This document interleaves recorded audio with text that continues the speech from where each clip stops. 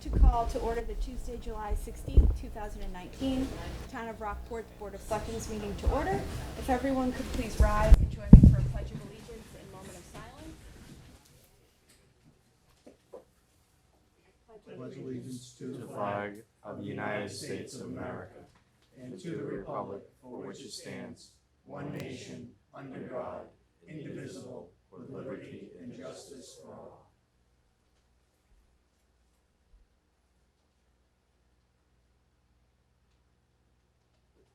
Thank you.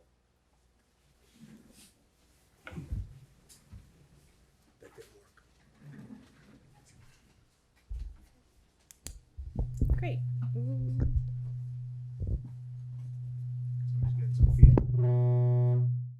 It's mine. It's me. Check one. It's me. I shut his bucket in there behind you. No, she's not here. Oh, You good? it's mine. That's bad. What? Yeah. Yeah. Sorry, Jim. We'll just trade. We'll try once more. Get ready to block your ears. Okay. Great. Better? Yes. Perfect. Okay, great. Good evening, everyone. Sorry for the delay. Nice to see such a nice crowd tonight. Just a few quick adjustments, changes to our agenda. We are going to move the public comment period to right after our recognition of Lieutenant Chris Junker Jr. And in doing that, we will allow public comments not related to the MBTA and then public comments related to the MBTA. But we'll do it kind of all at the same time. Crossed off the agenda this evening is the interview with Britta Cahoon. I don't think she was able to make it. And then we will do the reorganization of the board at our next meeting because Denise is out of the country. We didn't totally realize. Summer, busy, crazy travel. Everyone's crazy. And we are honored this evening to once again, I feel like we just saw you, but I don't want to say that with the fear that we might not see you both for a while longer. We have Senator Bruce Tarr here and Representative Ann Margaret Friday. Thank you both for, it was nice to see you both in the 4th of July parade. And thank you again for coming to see us. And I know you are here for both the recognition of Lieutenant Junker and then also for our MBTA discussion. So if you don't mind, I will turn it over to you. Great. Hopefully this won't be allergic to me. Press it so it turns green. There you go. You're good. Okay. Not that he needs it. No, exactly. So thank you, Madam Chair, and through you to the members of the board. We are happy to be here once again and do want to thank the town for the hospitality that we enjoyed for the 4th of July parade. It was just a little warm, so maybe next year you might turn the thermostat back a little bit. But it's always good to see how the town commemorates the independence of our nation, and we're both pleased to be part of it. Madam Chair, we are here for a number of reasons tonight, but the first is to recognize an extraordinary young man who was lost to us far too early in his life, and that is Lieutenant Chris Junker. I think we all know what a special individual he was, and I think this is an opportune time as well to say how fortunate we are to have all of the members of the fire department who serve us so well, and so many of them are here tonight, and it's always a bit awe-inspiring when we're in their company to recognize how many people in this town care about our public safety so much that they make the sacrifice of going through rigorous training, time away from family, and all of the things that it takes so that they can be there as our neighbors when difficult times in our lives arise. And we're so lucky to have all of them. And tonight we want to recognize one very special member of the department. And we want to really express our appreciation for his life and for the remarkable service and spirit and passion that he brought to the fire service in Rockport and also to so many other causes as a member of the community. So in order to do that, we have a particular method in the Senate, and it is supported by our representative as well. But we have the ability to adjourn a session of the Senate in memory of someone who has made a difference in the lives of the people of the Commonwealth of Massachusetts. And in fact, that's exactly what we did back on March 14th of 2019. And I think it's important to understand that when we do this, the entire Senate votes to adjourn in the memory of this particular individual, in this case, Lieutenant Junker, and remarks are read about the life of that person, and those remarks become part of the permanent record of the Massachusetts Senate and the legislature. And what I have here is a framed copy of the order that was adopted to adjourn in memory of Chris. And tonight, not only do I have this framed copy on parchment, but also we have similar documents for Chief Doyle, and also additional copies for Chris's family, who I know many of which are here tonight.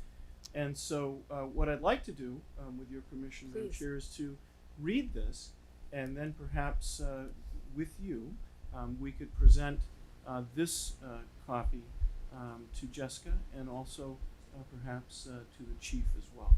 So if I could read this, this is from the Journal of the Senate, and it reads, "Adjournment in memory of Rockport Fire Lieutenant Chris Junker, Jr.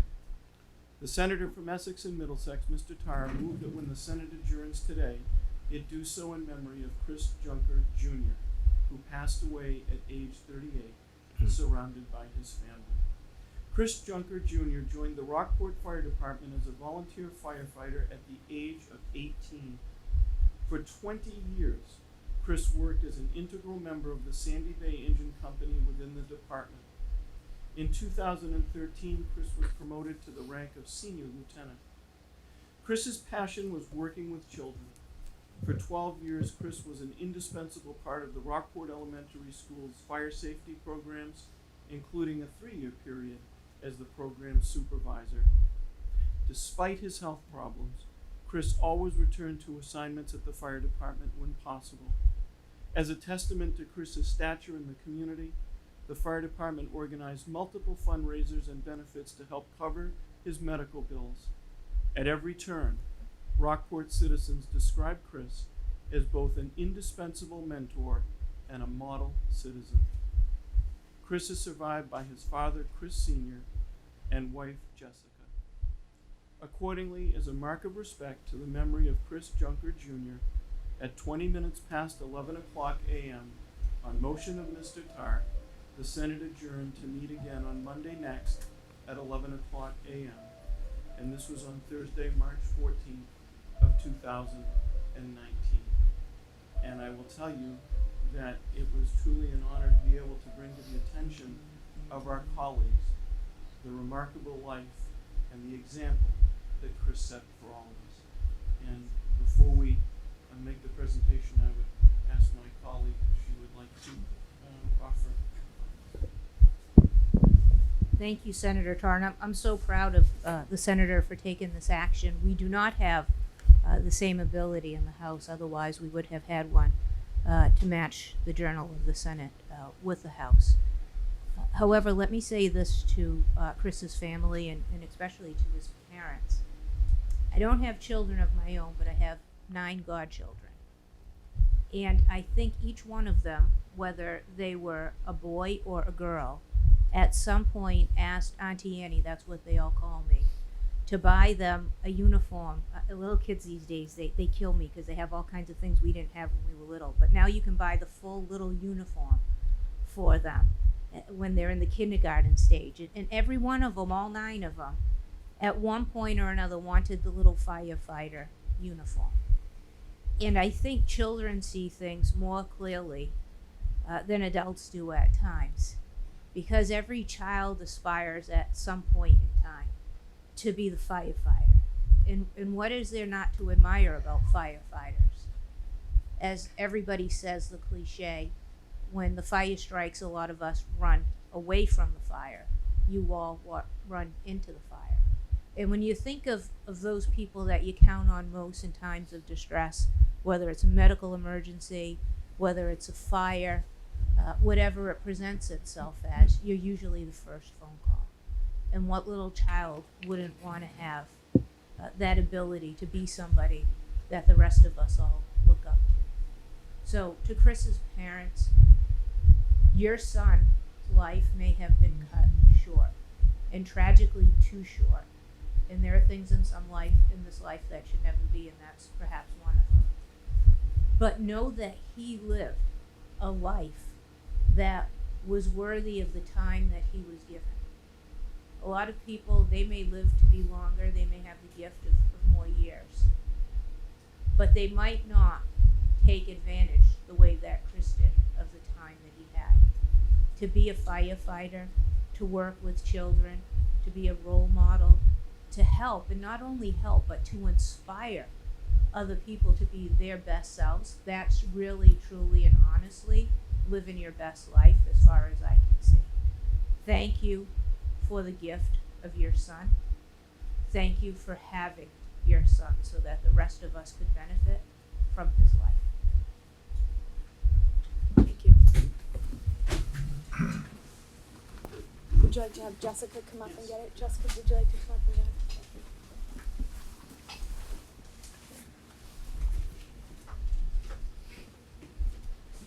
Trying to stage this as somewhat of a photo. Do you guys want to come up?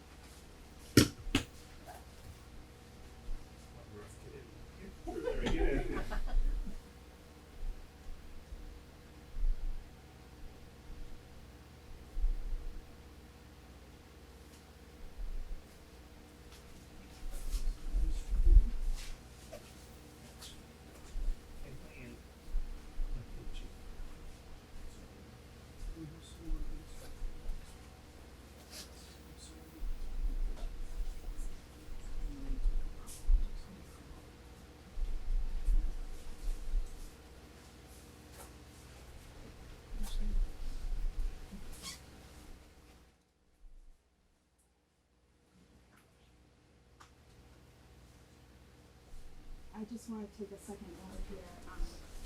We obviously don't have the same, aren't able to do the same honor as the Senate either. But our in town, we have a nice certificate of appreciation, and I know that we've all expressed to you how important Chris was really to the whole town. I've discussed with Mitch, and I'd like the board to discuss showcasing his photos, and especially his drone photos in next year's annual report.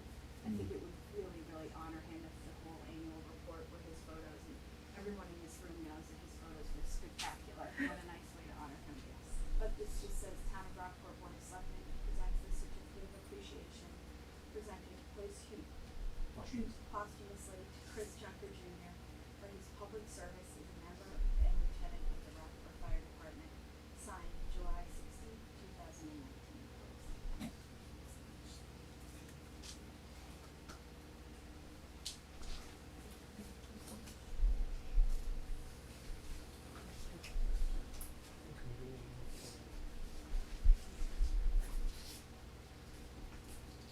Now we count.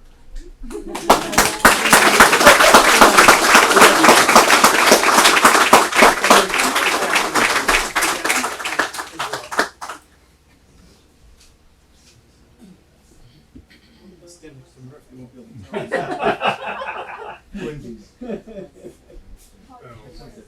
Okay, looking left. I'll get my ball spot. Tip your head back then.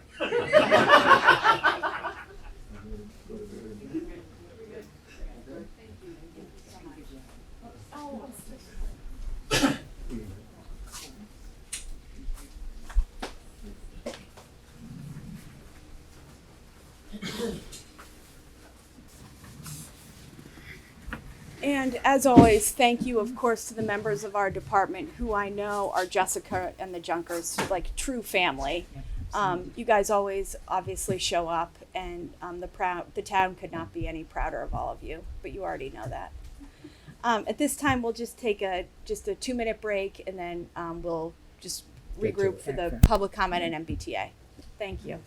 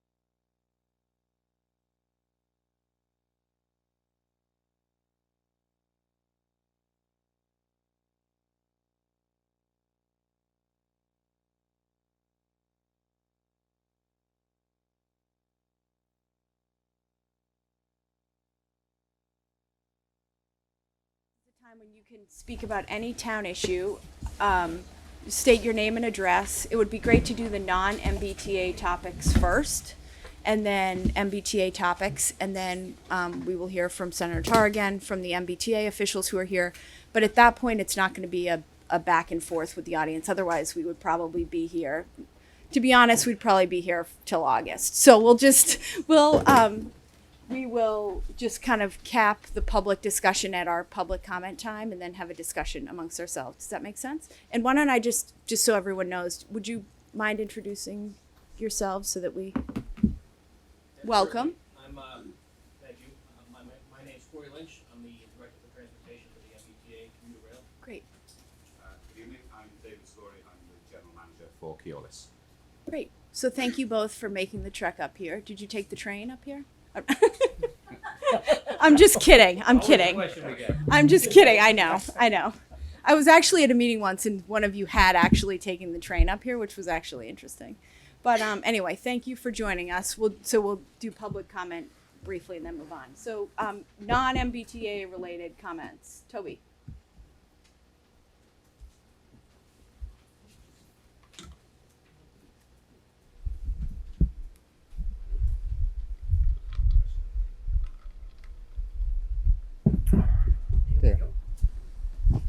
Toby Arsenian, 95 Granite Street. I have two topics, but would also like to comment on the MBTA.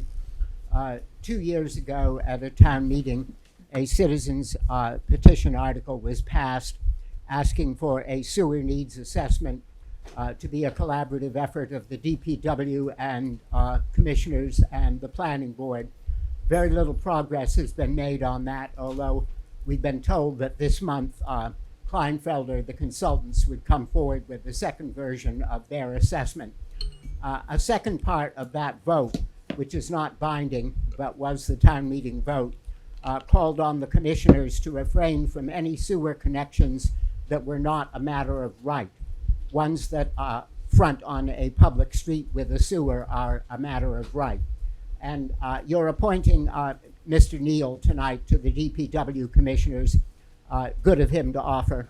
I'm sure he'll do well. Will you please ask him the question whether he feels bound by that town meeting vote? That is, to refrain from approving connections that are not by right. My second topic. At not your last meeting, but the meeting before that, there was some discussion of the proposed parking spaces for the tennis courts at Long Beach. And that was a startling matter for the public because unless you attend Conservation Commission meetings, which very few people who don't have business before them attend, it was the first that the public heard of this controversy. It's very unusual that you have two town departments, in this case the Conservation Commission, which disallowed the permit, refused to write an order of conditions, and the DPW commissioners at loggerheads. And they've gone to an appeal, a departmental appeal. It's not a court case. But I feel, since you talk about transparency and there are no secrets aside from executive session matters, that you've not given the public a fair account of what has happened and what is happening. And I'm asking you at your next meeting to do that, to invite the Conservation Commission or its representatives in, and also the DPW commissioners, and explain to the public what has happened and what is going to happen. Would you do that? I would be happy at the next. Yeah, I would actually be happy to just give a summary of what's happened tonight. But I'm honestly, we have too much going on to invite two other boards in to give a 3-minute update. But I will tell you that I forget the year that the CPC, the tennis courts passed, 2017? 2017. The tennis court project was passed by CPC and passed at town meeting. The tennis courts were built with the understanding that 2 public parking spaces would be built adjacent to the courts because they're really not Long Beach tennis courts, they're for the whole town. And the rest of Long Beach is all Long Beach tenant parking. Long story short is the application just got filed with Conservation Commission, which, as you said, denied the permit. And then the DPW appealed that to the DEP, which is the appeals process. They had a public visit down to Long Beach. Both Ruth and I and Mitch both attended that, although the DPW took the lead as they're the ones appealing. And the decision is now in the hands of the DEP. Mm-hmm. So that's kind of where it stands. This board, Denise, I believe herself, wrote a letter in favor of the Conservation Commission's decision, and the remaining 4 of us wrote a letter supporting the DPW. So, well, I had heard that explanation before and hoped for something more to wit what the Conservation Commission has to say, because they've taken a stand opposed to another town board. I think we should hear from them particularly. But Sure. So you are more than welcome to go to their meeting, and I will tell you there were members of the public at the DEP visit as well. that does not get the word out to the public generally. Okay. May I go on to a second topic? Yep. The MBTA, is it appropriate to comment now? Sure. Go ahead. When Bob Ryan, who was your representative from PETA, was last here, and this was several years ago, he didn't appear this past year. After the meeting, which there was considerable discussion about not just trains idling, but oddly cars idling, he kindly sent me a section of state law relating to idling trains. And naturally, I've long since lost it in my heaps. But I do remember the gist of it, which was that the trains do not have the right to be idling beyond half an hour unless they're in the course of performing repairs. And this was some section of state law, and I'm sure that with Mr. Vieira's assistance or town council, you can find the appropriate section, and I think it should be enforced. I feel that you should ask the Board of Health to go down there and monitor the noise on a regular basis ongoing. The neighbors have done that and logged it, when the noise started, how long it continued, and so forth, but that's private citizens. I think you should ask the Board of Health, since it's a Board of Health matter, to do that, and then take that and the relevant section of state law and refer it to the honorables here, Mr. Tarr and Ms. Ferranti, and ask for some enforcement. Okay. Thank you. Public comment? Sure.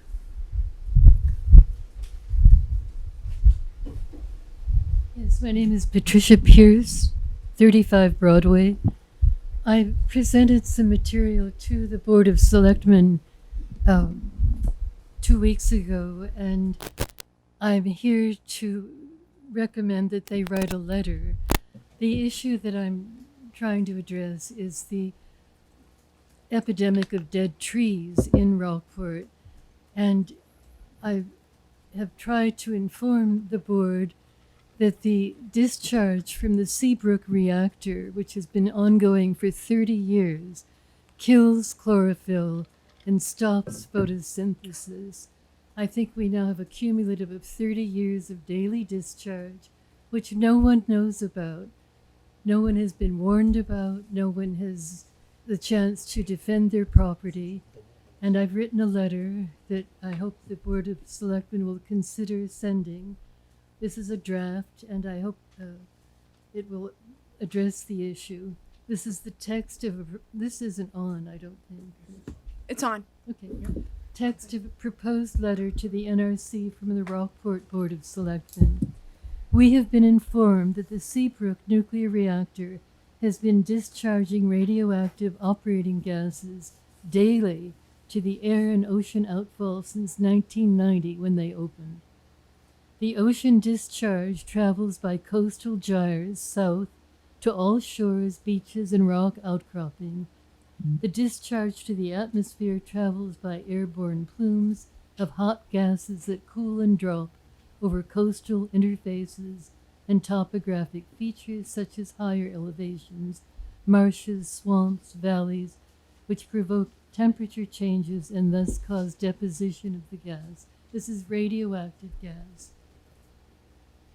We must refuse any and all depositions of radioactive gas, fallout particles, or any form of radiation discharge on town of Rockport, geography, coastal or inland, all water surfaces, fresh or salt water. I submitted to you research from Scotland, Germany, and Serbian universities that show that radiation discharge, which is basically the same thing as a nuclear explosion, but it's a smaller timed operating discharge, kills chlorophyll, thus stopping photosynthesis. This radioactive discharge kills plankton, trees, and other living organisms. And I think you'll find that there are whales dying in the Pacific. Fukushima reactors have failed. They cannot be fixed. They're discharging into the Pacific jar, which is killing plankton. Okay. We have the same thing here, the discharge of radioactive into the Atlantic gyre. Okay, thank you. We have to just wrap it up just because we have a lot of people that want to comment I'd tonight. like to ask that this become a topic of investigation. Okay, yeah. We got your. Thank you for the information that you provided. It was on our desks tonight, so we will all take it home and review it, and then at one of our next meetings, we'll decide if the board would like to write a letter about it. Okay, can I just say that Essex and Manchester wrote letters Okay, in great. That's helpful. 1990, Great. and all the selectmen don't have to sign it. In Essex, Sam Hoare signed it, and in Manchester, Tom Halstead signed Okay. it. Thank you very much, and thanks for providing us with the information. Great. Anyone else non-MBTA related?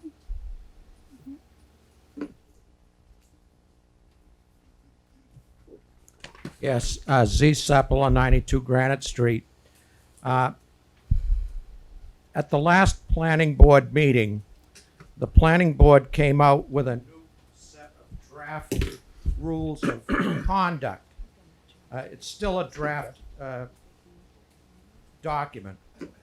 However, one of the things that they distinguish is between public comment at their regular meetings and public comment at advertised hearings.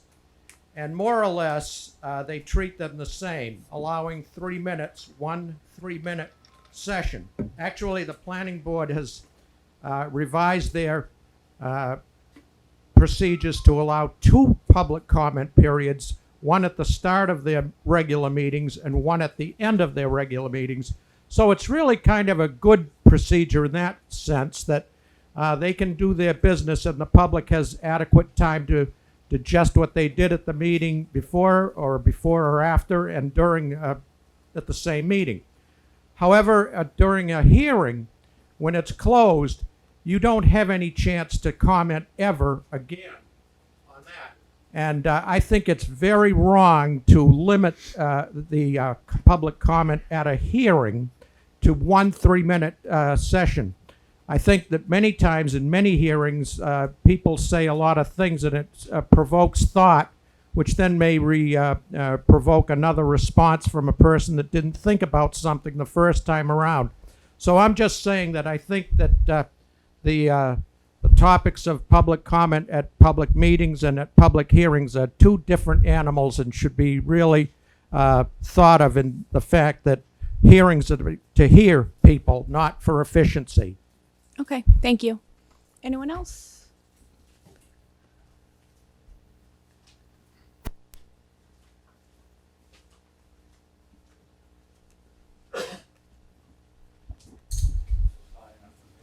I don't know if, I think you might have to lift it, Peter. My name is Peter Russell. I've been a resident of this town since 1974. My brother started our business, James Russell Goldsmiths, in 1968, and we opened our retail store on Bearskin Neck 46 years ago.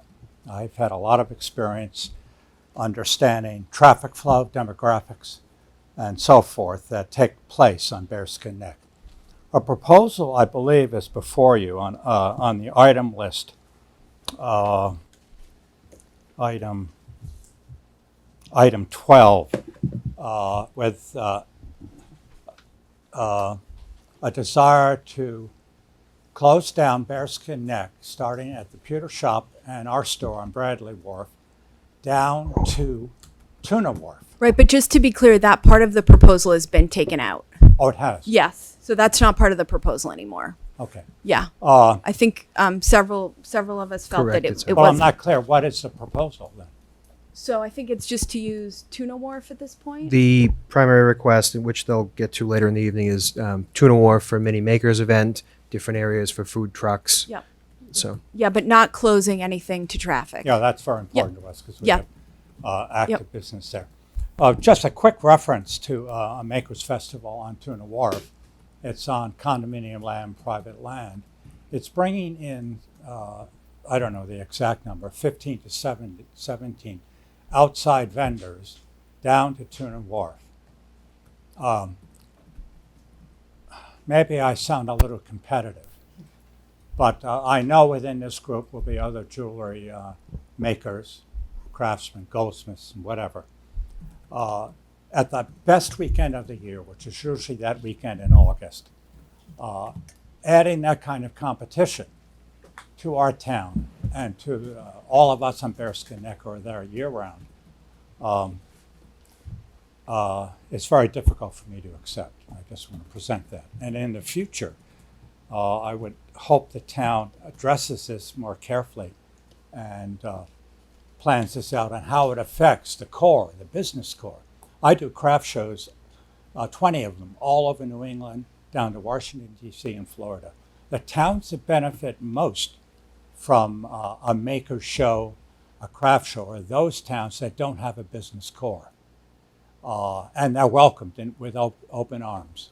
There are those of us in town who want you to be aware that it's difficult for us to be in competition with more people. Great. Okay. Thank you. Thanks for coming in. Yep. Other public comment? Okay. MBTA comments?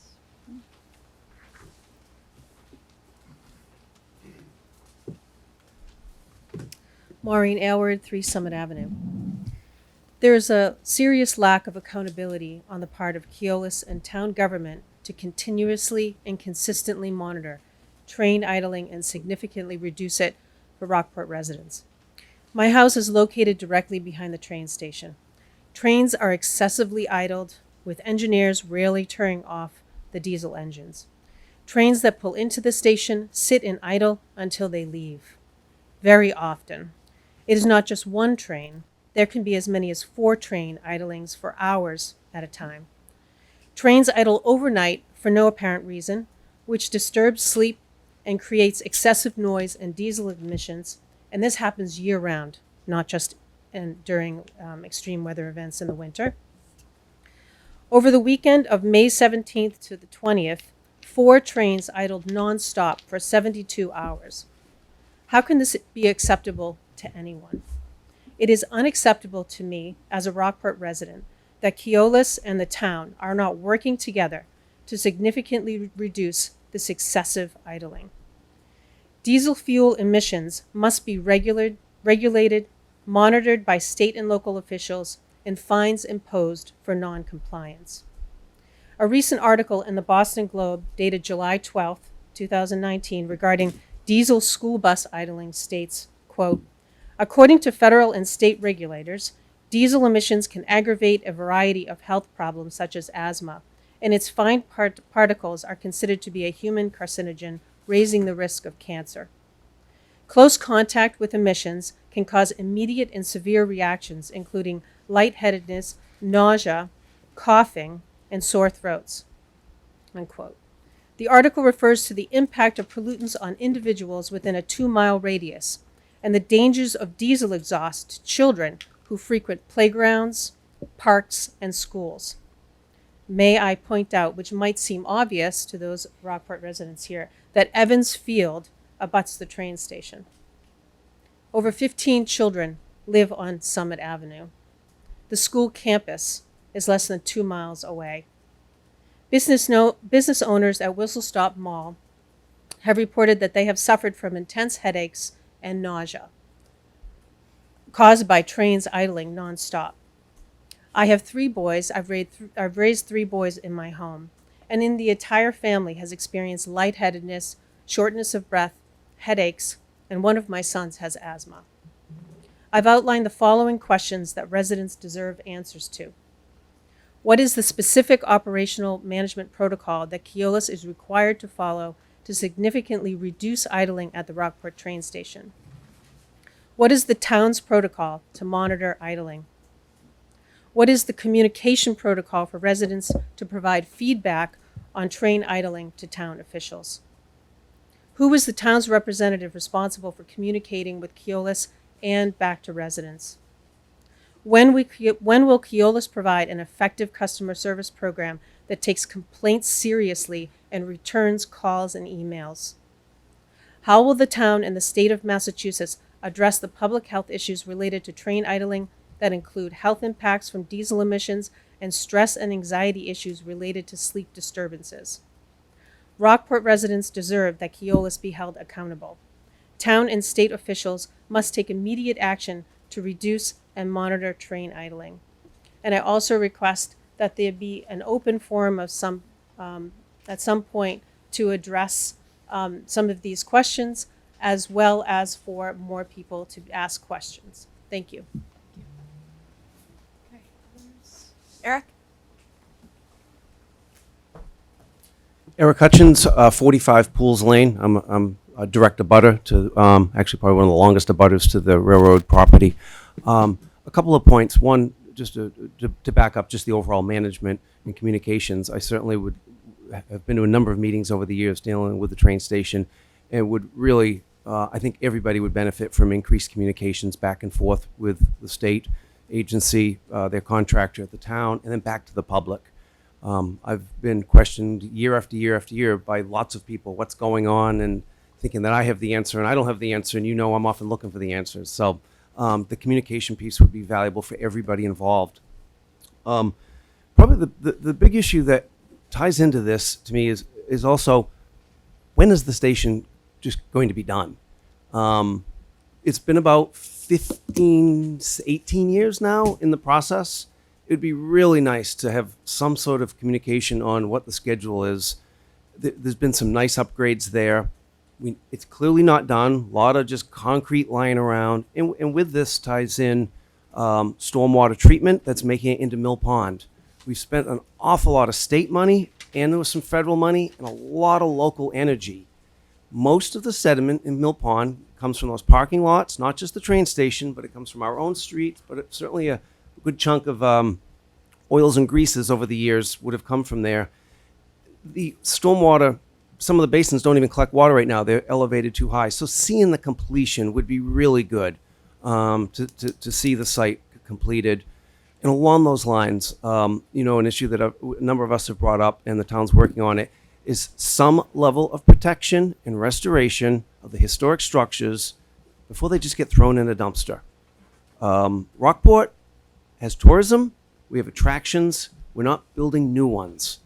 Having a hub of transportation that's interesting and valuable and historically significant when people come to town benefits everybody. Letting them fall into the junk pile is going to make everyone in this room embarrassed that we didn't do something about it. So I'd like to really implore that opportunity as well in this process. Great. One last point on the communication, and this is me mirroring my private hat. And I think this is an appropriate place to bring it up on the communications. Many of you know I have about a 1,800-foot driveway that directly abuts the railroad line. When I used to live on the other side of the railroad tracks, I personally and my wife cleared the trail that allowed MBTA to go down Applecott Road to reach your switching station. It wasn't the town, it wasn't your staff. I live on the other side now, and that side's not being cleared. They're now using my driveway. I've made numerous phone calls to Keolis over the past 7 years. I have spoke to a minimum of 15 staff people on 15 different days. And I have given them all my telephone number. I have implored on them, if they want to use my private property, for someone to contact me. And that's been over 7 years. Not once has anyone contacted me. It's a liability issue for me, for you. And I'm not even saying no. I'm saying someone just needs to ask. They're driving and parking on my property. I think it would be only fair for anyone in this room, period, to expect someone to ask permission to use private property. Thank you. Thank you.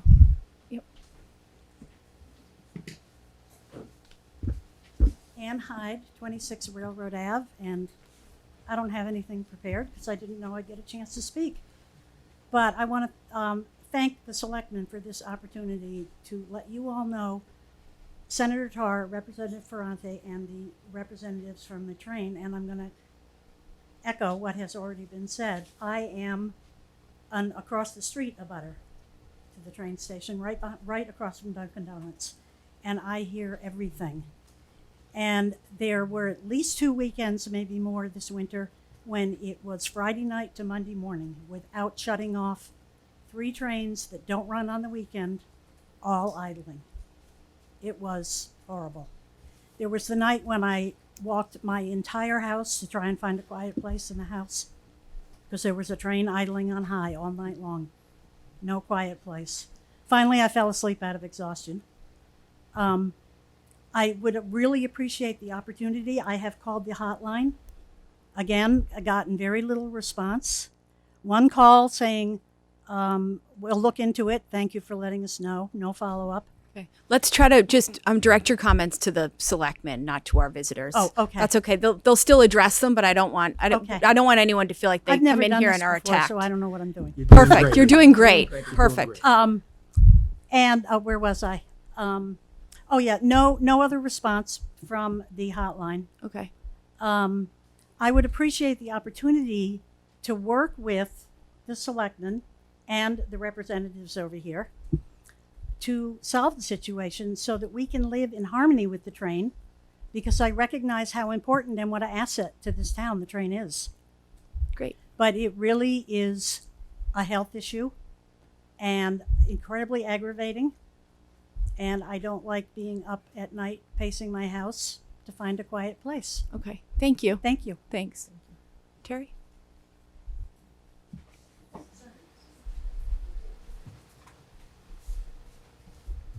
Terry Rosello, 4 Summit Avenue. I have want to affirm what the previous 3 speakers have said. We've been discussing this issue and have brought it to the selectmen. At least 1 year ago, I came and talked to Don Campbell, and 5 and 6 years ago, I've written several letters, and I've contacted Mr. Tarr's office several times last year. Just to give you a little number, though I'm sure the gentlemen from Keolis already know this, we have 15 trains come in every day, 15 leave every day. We only have one period of time where we have no trains coming in or out of our town, and that is from 1:22 a.m. until 3:55 a.m. The engineers start those trains, even though they're not supposed to, far earlier than the half-hour window, and there are times that the trains start as early as 3:30 in the morning. We have been instructed to call the police station, but, you know, your sleep is already disrupted, so getting up to call the cops is just not high on my agenda at that point. The issue of health with regard to air quality, noise pollution, sleep deprivation seems pretty apparent to me. I don't know that anyone would disagree with those. And I really appeal to the train people to do something about giving us the trains that are far quieter, the newer ones, rather than the oldest trains and the dirtiest trains. That somehow or another the scheduling of the trains of having, you installed an extra track about 1.5 years ago, and the big generator was supposed to be part of the solution to this non-stop idling, and it has not been. So that it seems to me those are 2 real practical, easy solutions to implement. In addition, I want to reaffirm what this gentleman just said about when is the train station going to be finished. Years ago, there was a federal injunction about creating some sort of sound barriers, and I think we need that. Rockport is getting all of the dirt and pollution, and the benefit of the trains is going up the line to the towns where there are far more riders than we have. I often take the train at 5 or 6 in the morning to go to the airport, and I can tell you there are about 3 of us on that train. So the cost-benefit analysis and the risk is not bearing well for me. I hope that you will do something about all of these issues, and that the selectmen will do something about both monitoring the situation, have accurate decibel levels measurements done for the noise pollution, and then to have some enforcement of these ideas. Thank you. Thank you. Anyone else? Quickly.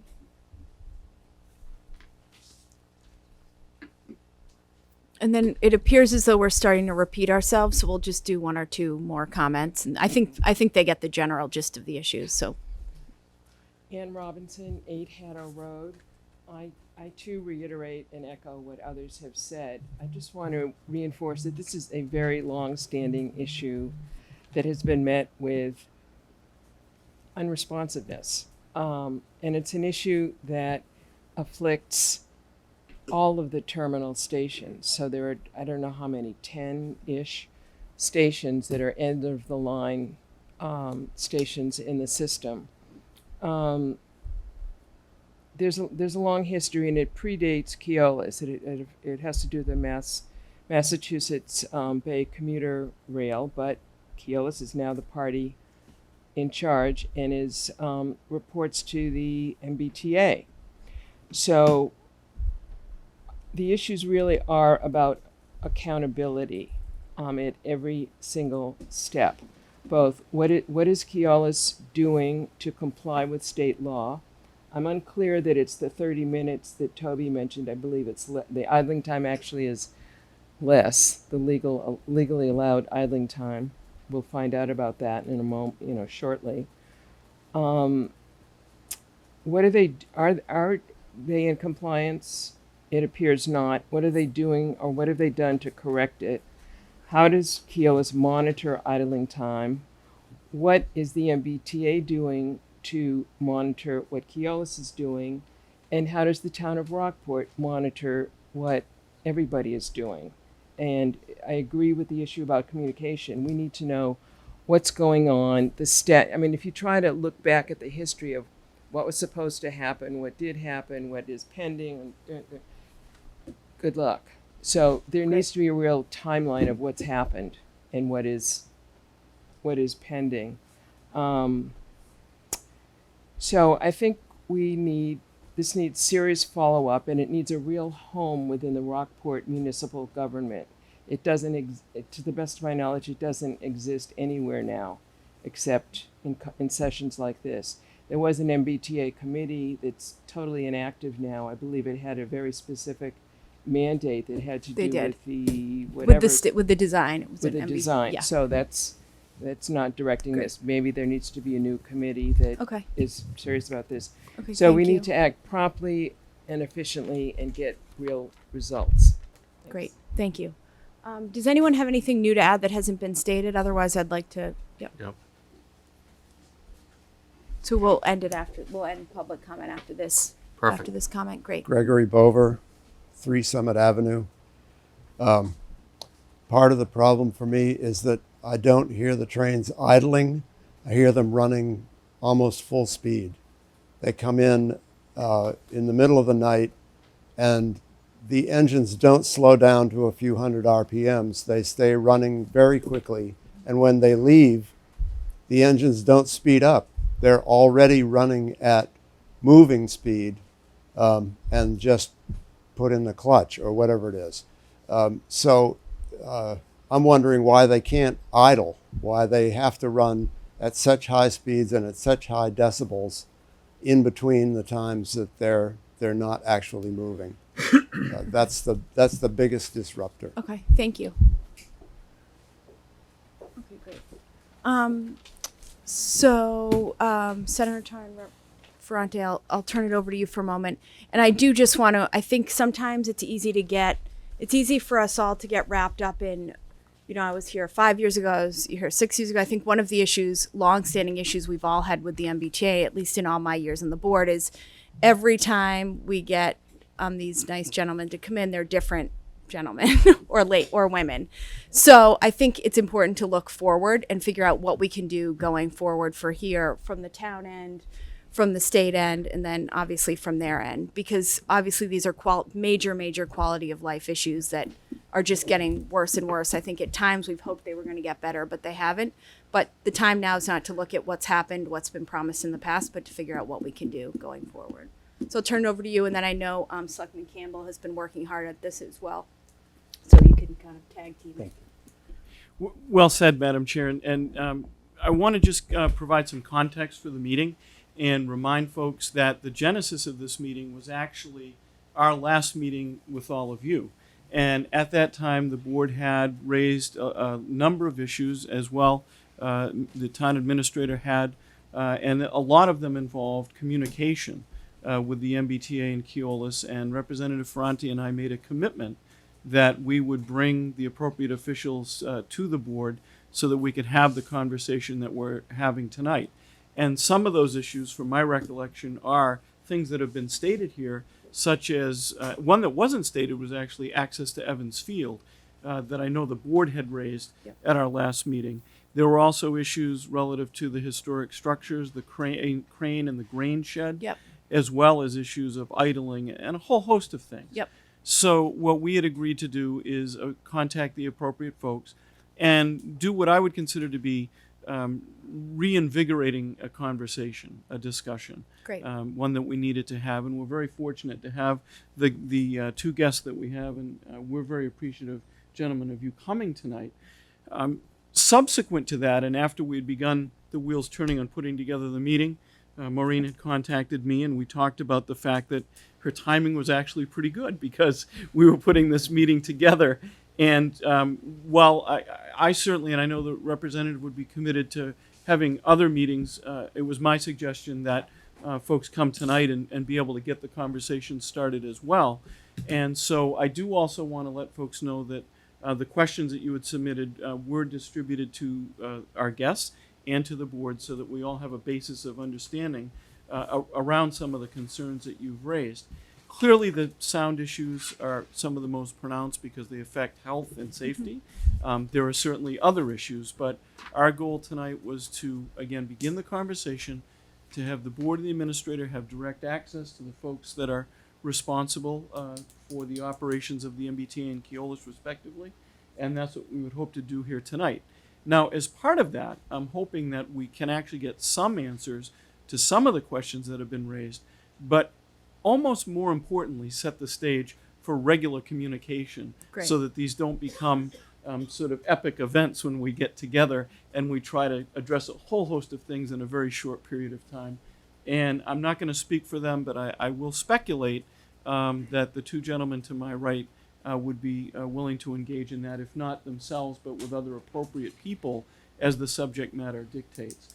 So with that, I just want to turn it over to Representative Ferranti, and then maybe we can begin the discussion. And my suggestion would be that the board maybe begin with some questions. Great. Thank you. Thank you for having us here tonight. Thank you, gentlemen, for participating, and thank you for all of you for coming out to make sure that we're aware of the issues that are ongoing. I'm going to leave it at that for right now, and I'm going to reserve my comments until after our folks from the Sounds good. MBTA and Keolis have spoken. Great. So I'll jump right in. First of all, thank you for coming tonight. We really do appreciate it. I think this meeting is long overdue, but I'm hoping that this puts us on, pun intended, the right track and gets us to where we need to be, which is to enhance the quality of life of the people around there. I'm one of those people. I live directly behind these folks. I'm exactly 232 feet away from an idling train. My sons have been woken up in the middle of the night sleeping in the hallway because the sound of the engines are deafening in there. And that we need to address this, and we need to address it soon. I sit on my back deck, and if the wind is blowing correctly, as it usually does, I'm getting a constant flow of diesel smoke coming at me. That's not a way to live in such a nice community. We are completely cognizant of the fact that the train station will exist. We don't want it to go away. We love having it here. But there need to be guidelines and rules with enforceable actions, immediately enforceable actions. You've heard the concerns expressed tonight by these residents. I've gotten phone call after phone call from folks in that neighborhood because they know I live there as well. And the resounding problem that we've had is that it's all fallen on deaf ears. And I've had some direct communications with some of your folks, Rick Colon being one of them. I've sent him texts at 2 o'clock in the morning to try to facilitate some changes to see what we could do to make it better. But when you hear what these folks are saying about 4 trains idling at once, all through the night, I would hope you would understand that's not acceptable and would agree that that's not acceptable in such a densely populated residential neighborhood. Again, we don't want the trains to go away. We're not looking for extreme limitations, but we want our quality of life enhanced. So with that, what I'm looking for, and I'd like some answers tonight if I could, are the direct lines of communication that we can have made available to us when there is a problem, not something that we call somebody and then a week later I get a call back. I'm talking about immediate action. because these are immediate things that our residents need to feel secure in their own homes as far as the comfort levels that they have. So what I want tonight is I'm hoping we're not going to get lip service paid. With all due respect, I want answers, and I want firm courses of action that will be followed, direct points of contact, so that we can together work together with Keolis and the residents and town officials to make this a better place for everybody and make it a much easier place to breathe in, as well as that. My wife has asthma. My daughter has asthma. It's not due to what's over there, but they have it. It's a fact. And these things exacerbate that condition. So I'd like some answers tonight. I'm not asking for them right now. I want everybody to have a chance to speak. But I'm coming back to that. So please, if you could. I think you've had these questions in advance. I think Senator Tarr gave them to you. Perhaps you've already formulated a course of action, which would be great. If you didn't, that's okay. But we need to find out how we can move forward with this. Great. Whatever you'd like. Yeah. Should I start? Yeah, go ahead, David. Okay, so I'll start. I think it might be useful. There were some questions around what governs idling or what governs the engines running on trains, the rules. Maybe we should start by explaining what rules we need to comply with or what laws we need to comply with, and then how we implement those rules on a nightly basis. I'm going to focus on overnight because I think that's when the main issue is prevalent. So there is a Mass DODEP law that we have to comply with, and broadly speaking, what that law says is that anything over 30 minutes idling, unless the train is being prepared for service or is being repaired or serviced, is unnecessary. So 30 minutes of idling is permissible unless you are working on the train. Now, what we would be endeavouring to do is, as soon as the train comes in, there are some necessary checks that need to be done. I'm talking about fair weather conditions because extreme weather is a different situation. I'll talk about that in a moment. In fair weather conditions, when the train comes in, our mechanics need to do some checks while the engine is idling, and we would expect those engines to be shut down as soon as is practicable. Within 30 minutes, I would expect. Then, because we need to prepare the trains for service, and without getting into too much detail, the trains have compressed air systems. Various checks need to be done. Air needs to be recharged because if the engine has been shut down, air will discharge. Typically, the trains will start up around 60 minutes before their departure time. I think in the arrangements we have with MBTA, I think 65 minutes is allowed. But it does mean that those trains will start up around 60 minutes before they're due to depart. And as the first commentator in this section said, the lady there, trains do arrive very early in the morning. You're absolutely right. I know you've researched this. At 1:22, the last arrival is. The first departure is, I think, scheduled out at 4:55 in the morning, but the train will start at about 3:55. So that train, by the time it comes in and we do our checks, when we shut it down, it is shut down for a pretty short period of time before it started up again in order to go back out.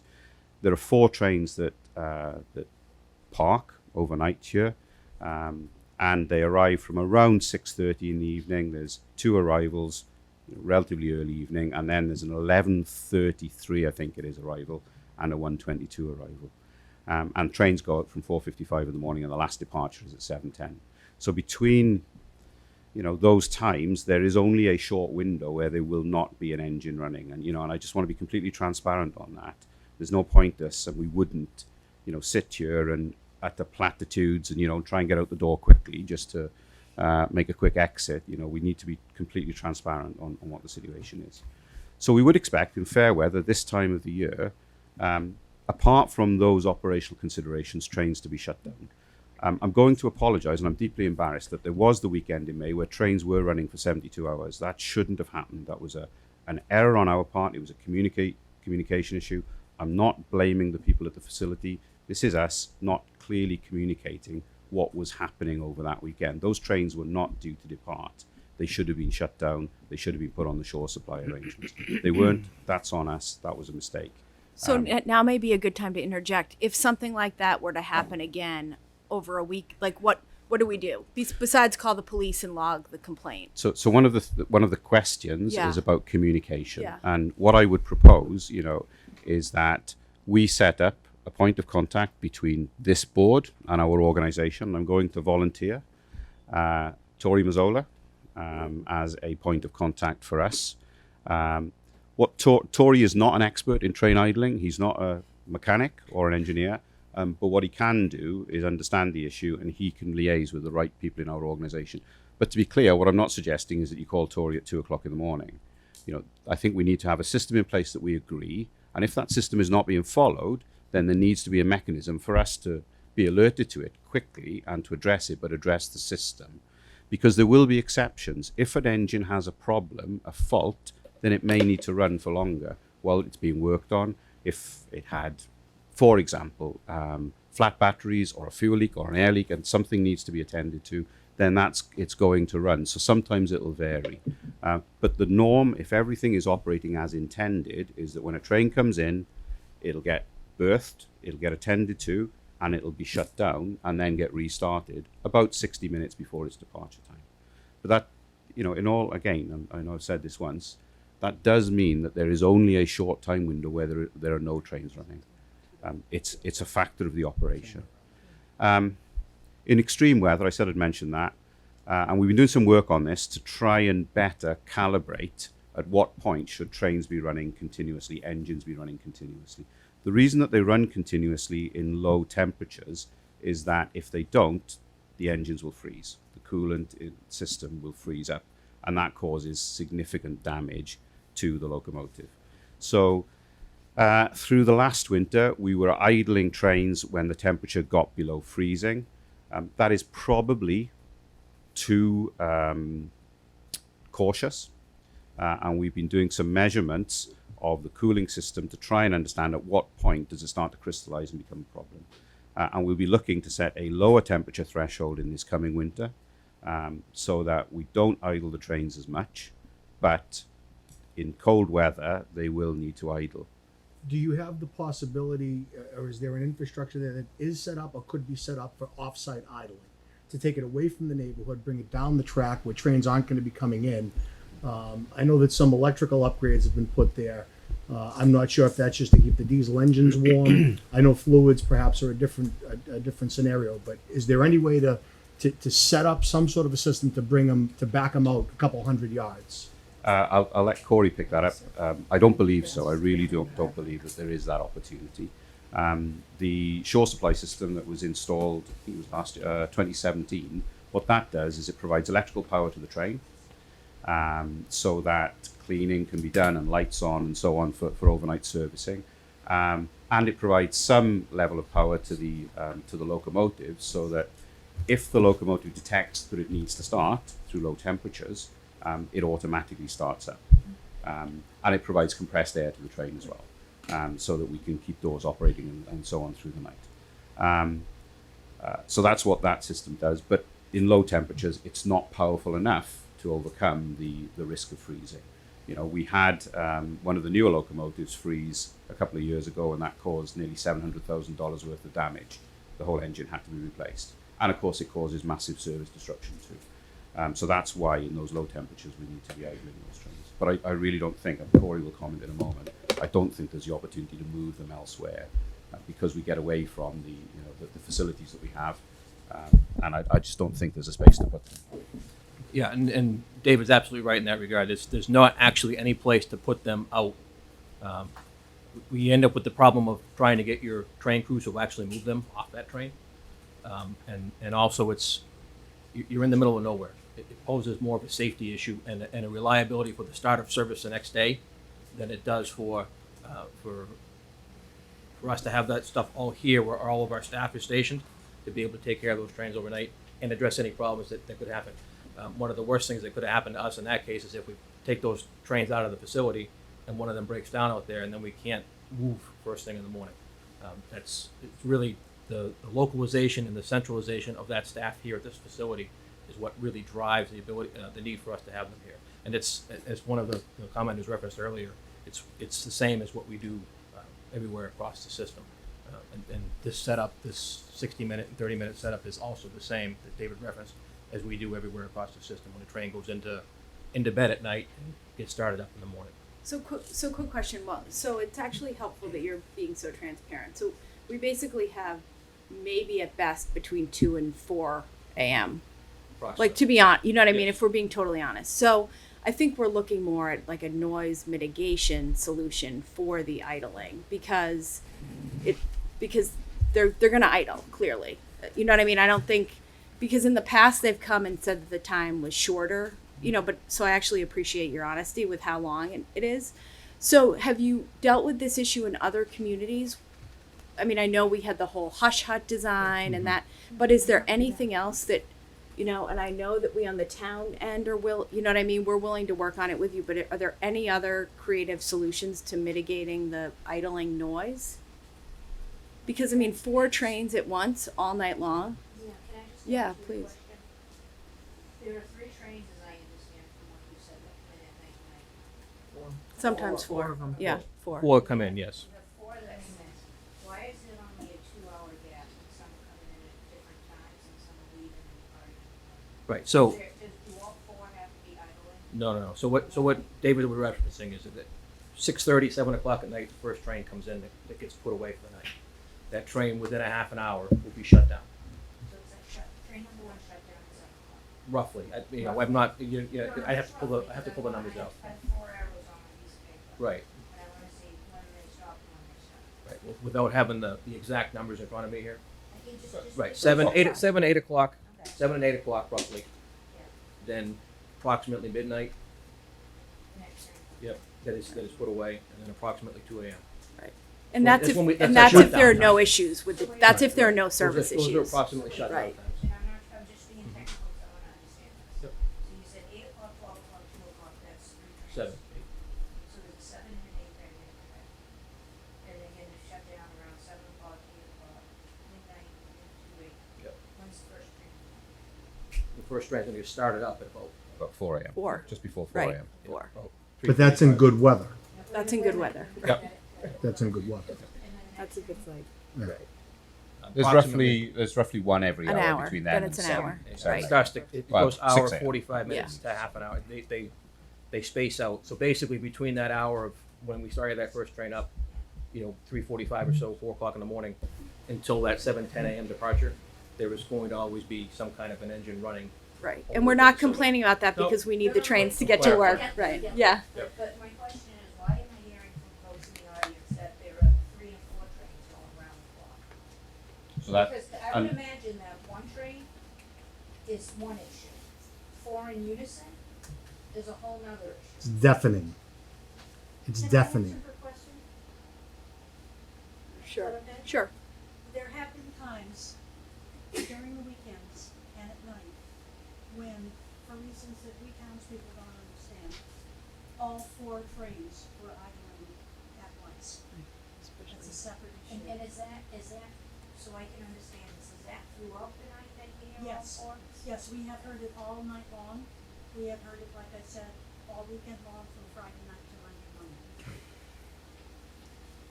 So- And we don't- so I think we need to don't know- differentiate between Yeah. what happens occasionally, Right. which is what I understand. There was a weekend, and the exact date was given in May, where 4 trains were idling, and that was a mistake. That should not have happened, as I said. In extreme weather, there will be times when 4 trains are idling because they need to be idling to prevent them from freezing. At other times, there's only a short window where there's nothing idling, and then there will be, particularly early in the morning, a period where multiple trains will be idling. So the first one will be idling in preparation for departure. The next one will start up, a short period later in preparation for departure, and so on. So it'll ramp up, and then trains will start to leave in the early morning. The only time where all 4 trains should be idling continuously is in extreme weather. If that's, or if there's a problem with a particular train and we're keeping that train idling because of a problem, but that should be the exception rather than the rule. However, and I know I'm labouring the point, there will only be a short period where there's nothing idling, even on a day where everything is working absolutely great. But there should also be a time where there's only one.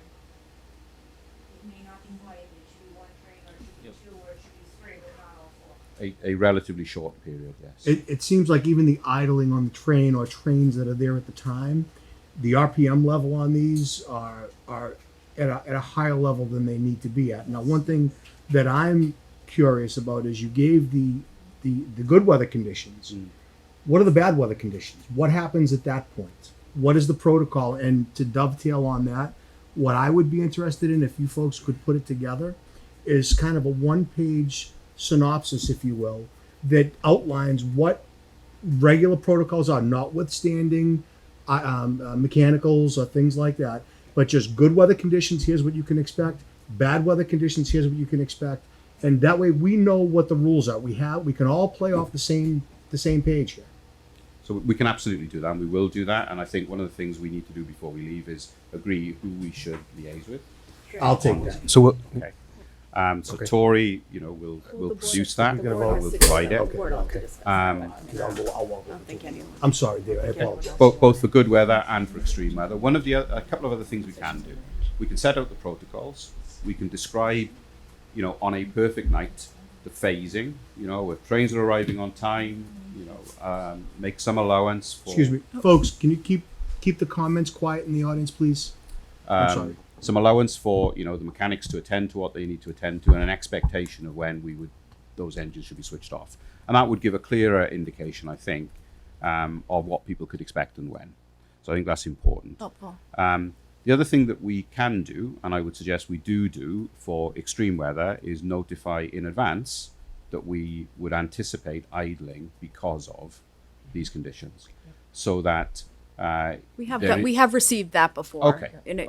But we can make sure. But not that's as often robust. as the idling is, obviously. We should all make night. sure that's robust, Okay. and it'll apply in the winter and only in the winter, because that should be the only time where we're idling all 4 trains continuously, and we should notify you so that you can spread the word of the condition and what we're doing. Is there a longer ramp up time in the winter? Because you said an hour when it's non-inclement weather. In the winter time, is there a? I had heard, and again, it's mere speculation, that there was a 4-hour brake test of some kind that had to be performed, or something where the air had whatever. So the 4 hours you're referring to is the loss of a brake test. That's a regulation thing, but we typically do the brake test every morning. That's part of the procedure we do every time we come out here in the morning. In that 60-minute period, they test the brakes before we go into service. We want to make sure we can stop the train, right? So. We have to do that by federal law. Right. I think what David, I want to hit this point he said earlier, is that we should only be idling 4 trains under 2 conditions. 1, extreme weather. Okay, and we should be able to notify you in advance of that. The second condition is if we had a power failure up here and we lost the auxiliary power units, the ground power units, and that would be the only other condition where we would need to idle potentially overnight. And we I would guess know that's that. where my question comes in, is that when we're outside of those parameters, what is our recourse? What can we do to address that immediately? Again, not we'll tell you tonight and somebody will get back to you tomorrow, because by then it's too late. Nope. Understood, and that's what David set up. Tori. But to be frank, what I wouldn't encourage, and again, I'm being totally transparent and straightforward. What I wouldn't encourage, if at 2 o'clock in the morning there's a train idling, and you're wondering why it is, for us to be explaining at that moment in time why it's idling. Because if we are managing our staff and our processes properly, it'll only be happening because there's a reason. We'll be happy to explain to you after the event why. It'll be because there's a problem with the train, there's some repair work going on, we've lost ground power, whatever it may be, in the moment. But what we really don't, I think, want to encourage is that the people on the ground there trying to maintain the equipment and repair the equipment and get it out in the morning to be challenged constantly over why are you running that train. We have some systems in place and we have to make sure those systems are working. But if there's a train running at, I keep making the same example, but at 2 a.m., it should be because there's a reason. If you get in touch with us the next day and we have no reason for it, then we'll address that with the people on the ground. But that's my point, is by then it's too late. So I'm not looking to meddle in every minute detail of what happens there. I understand things happen. I get it completely. trains have to be prepared for the morning. They need to be well cared for. I ride the train every day myself, so thank you for what you do. But we also, that next morning, again, is too late. And when it happens the first time, we tell them, but then the next conductor may not know what those protocols are. So we're trying to find out what those are and what we could do. Again, without getting into the minutia of the whole thing. I think, honestly, I think it's important for residents, if you're woken up by, I think you've been very clear this evening. I think if a resident is woken at 2 a.m., you call the police and log the complaint and exactly what time it is. Because the only way that the town has record of, because we Right can there. all say, oh, we get complaints, but if everyone in the neighborhood calls the police on a Saturday night at 2 a.m., the police have an accurate record of who calls. And then I think it's fair that we follow up with you guys the next morning. But I will tell you that if kind of from here on forward, if we don't get a timely response, then somebody's going to start getting calls at 2 a.m. just because it's frustrating when, a whole neighborhood is awake and we're getting calls and one of them is a selectman and he's getting calls at 2 a.m. But I think it's fair, since you've been so open with us, for us to at least try this and see how it goes going forward. But I do think it's really important, I say this to residents with any noise complaints, to call the police and log the complaint, because otherwise we have no accurate record of who called and when. And then, on Monday morning, we can call you and have a printed out police report of who called. Is that fair? That's absolutely fair. Okay. I would See think, how that goes. I would just say that I would take exception, I think, to a weekend. We should be able to try to get you some information. If we've got all 4 trains and we haven't notified, we need to have a recourse for that. We don't want to Great. have them running all weekend. Right. Exactly. This is my Right. point. Yeah. That's exactly that my one point. I agree with. Right. Thank But you. I think to make a call at, 8 a.m. the next 8 a.m. the next morning is fine. So can I just, so I want to intervene here just for a minute and say, in that situation where the trains have been running over the weekend, who is the right point of contact and who should make the call? Should it be the police department? Should it be Mitch? Should it be a member of the Board of Selectmen? So who is on either end of that call when there's an issue of prolonged running, let's say over a I weekend? want to discuss this with the board. I don't So, I mean, look forward to Mitch. yeah, it'll be Tory. Not that I Yeah, don't sure. trust Mitch. Go ahead. Come down and have a seat, Tori.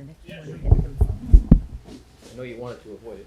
So, good evening. I'm Tori Mazzola. Thanks for having us Great, here thanks. tonight. I work for David at Keolis. I'm the Director of Public Affairs. And some of the communications we do is before winter, we provide an update to the selectmen with what we plan to do for the winter. And I think, like David noted, ahead of weekends or weeknights that might be cold, we can provide communications to you, Mr. Campbell, or whoever the right person is, so you can share that with the residents. And so I can be that point person. Okay, I think that's something that we're going to discuss. Sure, I just want to touch on that and thank you to Keolis for designating you, Mr. Mazzola, for that. One of the most important things on our end is being able to get something back. In the past, we've had the communication with government affairs, and that's typically who we would normally deal with, and it was very, very one way. We would be pushing information out. So one of the most critical things for us is ensuring that we're going to get something back that next day. That not saying 2 a.m., but that the next morning or whenever we're pushing it out, that there is some follow up on it.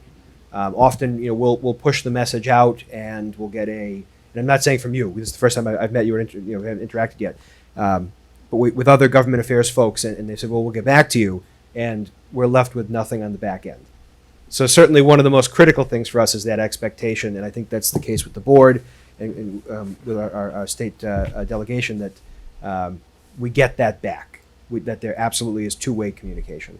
So I would just echo Ms. Wilkinson's point at the beginning that we're here to look forward. I'm here tonight committing to you that I'll be that two-way communications person. Great. I can appreciate the non-2 a.m. phone call, but if it's 6, 7, 8 a.m. in the morning on a Sunday, call my cell phone, send me an email. I'm very responsive, and again, I'm here to commit that I'm able to do that. Great. Can I just ask? I want to ask you a question. So you're that, and let me give you a hypothetical, and I want to see how this would play out, because this is kind of where the rubber meets the road. It's a Friday night. 4 trains come in. All 4 trains are idling. It's 2 o'clock in the morning. I call you. Take it from there. Well, we just discussed we weren't going to call it 2 a.m. Whatever. Pick your time. I don't care what the So time is. I'll tell you what will happen. There's a chance I'll answer my phone because I do get calls at 2 in the morning from different communities. If it's If it's appropriate, if I hear what you're saying and you have some evidence to support the context, I'll call our mechanical help desk, who has people on site and on call in Rockport and other communities all around the network. So I'll be able to hear from somebody on site what's happening. Did the locomotive get shut off? Was there another issue? And then I'll call you back. I'd prefer that it's 7 a.m. Right, so if That's that fine. happens at 7, you have the ability to communicate with mechanical Right, over the exactly. weekend so that it doesn't then happen Saturday night. Yep, Great. absolutely. Okay.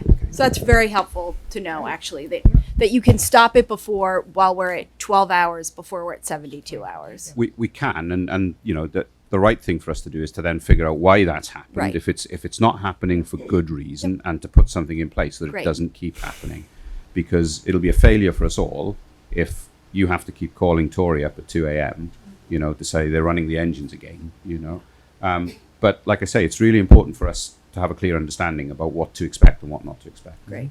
And that's why I think that one pager would go a long way in setting the ground rules so everybody knows what's going on. That's great.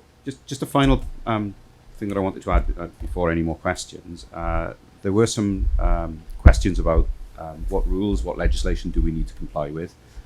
So I described that. If we are idling be outside of those parameters, then we are required to log the idling times, the times that we're starting and shutting down the engines, and the reason why. So in extreme weather, it's outside of the normal parameters, you know, the 30 minutes and the preparing trains for service or repairing trains. And so we will log in real detail the locomotive number, what time it was started, how long it ran for, why it was running, and it's normally because of low temperatures, and what time we shut it off or it departed for service. So, and those logs are a matter of evidence, if you like, for the DEP. Thank you. So I just want to, if you can hold for 1 second, Corey. So I just want to make sure. So when the information comes back to the town, does it get posted on the town website? First of all, I think the one-page protocol is an outstanding idea, and I would hope that could be posted on the town website. But when the information comes back from Keolis, how does it get out to people? So they know? I think we have some town policies to kind of figure out on this.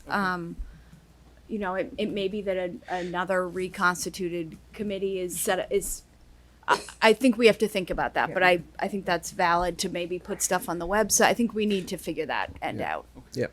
I just think that's a critical element. I do too. Here, that I agree. the information flows out I agree. to, Definitely. to everyone. Yeah. So, Yeah. okay. Maureen asked me if she could ask one more question, I think. I just have to bring it back around to the quality of life issue and the noise remediation, the noise issue, and also the diesel emission issue. I so appreciate the honest answers and the answers to my questions that I sent out. But considering that idling is not going to be reduced, Right. And it still leaves the issue of the intense noise at different parts of the day, but pretty much all of the day and most of the evening in the early hours as well. So I would like to look at solutions. I would like some answers on some solutions to noise remediation and noise reduction, because that will all help us to sleep. And also vibration reduction, if that's possible. When we live close to the train, my windows shake, my house shakes from those vibrations. And I would like something to be done about that. And also the emissions reductions, which is really critically important. If we're talking only 2 hours without some kind of idling, and we're talking about a lot of diesel emissions and pollution. Yeah. So I would like to see solutions be brought forth for those issues to be addressed. Communications is wonderful. That's something that can be done and is being done here in this room. But the others are going to take time, and they're going to take money. And I would like a commitment from MBTA, Keolis, to make these reductions, because we are in a densely populated downtown area. And I would like a pollution reduction too. So thank you very much. Have we? Yeah, and we're not gonna reconstitute all the questions again. So let's. So have you done anything in other communities or do you have other communities that are in similar situations? Yes, we have other Okay. communities that are in similar situations. Has The anyone closest come up- one to you guys is Bradford, and Okay. on the Haverhill line. Yeah. If you go online and do a news search, you'll find plenty of articles about trains idling in Bradford. Yeah. Have they come up with anything creative or They're- you? Ultimately, we've got a study out and some money in the capital plan to relocate that facility. Unfortunately, that's not an option here because Right. we'll run into the ocean. Outside of that, there really aren't any other creative type solutions that are out there right now. I know the previous iteration of like the hush hut and things like that went through, but nothing's progressed any further on those that I'm aware of at this point in time. Yeah. I haven't heard anything about the station here other than the power upgrade we did a couple of years ago Right. in a while. So somebody had a timeline question on that. I don't think there's anything work-wise ongoing right now or in the immediate future, 3 or 5 years. The MBTA's capital plan comes out every year. It's a rolling 5-year plan. It's a whole state capital improvement plan. The kind of upgrades you're talking about would need to go on that plan.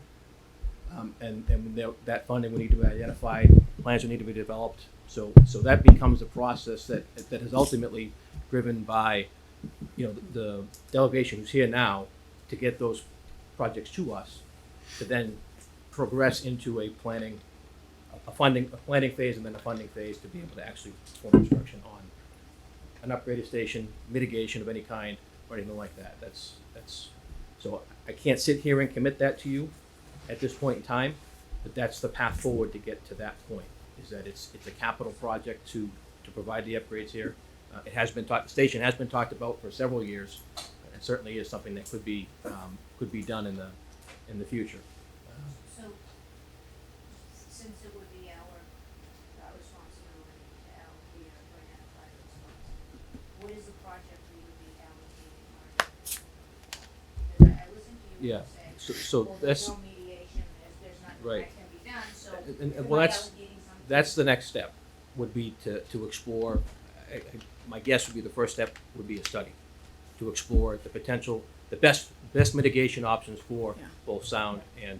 I think we've been there, done. And but Yeah. that's Yeah. you know. But I'm not gonna pay for somebody, Right. I can say, ask that they. Excuse me. The answer is we don't have an answer to do that. And I'm sure telling me that there is potential. I don't know. I don't know if there is. I don't know if something's changed technology-wise. What I can offer is that we do have the newer locomotives on the property. Unfortunately, every community at the end of the line has asked the same question, right? So we run them in service. Where they end up is dictated just by where they end up in the course of a regular service day. So sometimes you'll have the newer locomotives up here. Sometimes you'll have the older locomotives up here. We are also rebuilding 37 of our older locomotives to be more modern and have upgraded emission standards. Okay, it's almost a complete overhaul of the vehicle. The first couple of those are back on the property now, and the rest of them will be rolling in over the next 2 years. So those have reduced emissions by the nature of their rebuild. They're what they call Tier 0 plus, where the new locomotives are Tier 3. Yeah. Would it be possible, since I would assume that since we're the end of the line and have four trains here overnight, idling Schedule until, them. to try and prioritize scheduling of the lower emission trains up That's, to like here? I said, every community is the same. Right, but not every community community has four At the termination point. all Some night, communities right. have 6. Overnight, all night with people this close? I don't know if Yeah. Pawtucket, Rhode Island is pretty close. But it's out of the state. Yeah. But the folks at Bradford get 4 Yeah. on a very similar timeline. Yeah. It's Yeah. it's like I said, I understand your Yeah. request. Yeah, no, I'm it's just, the same you know. requests we get. Explain this to me. How many of these newer trains do we have? Approximately 40. Well, we have 40 vehicles that are brand new, the newer ones, less than 5 years old. When's the next installment? There isn't one.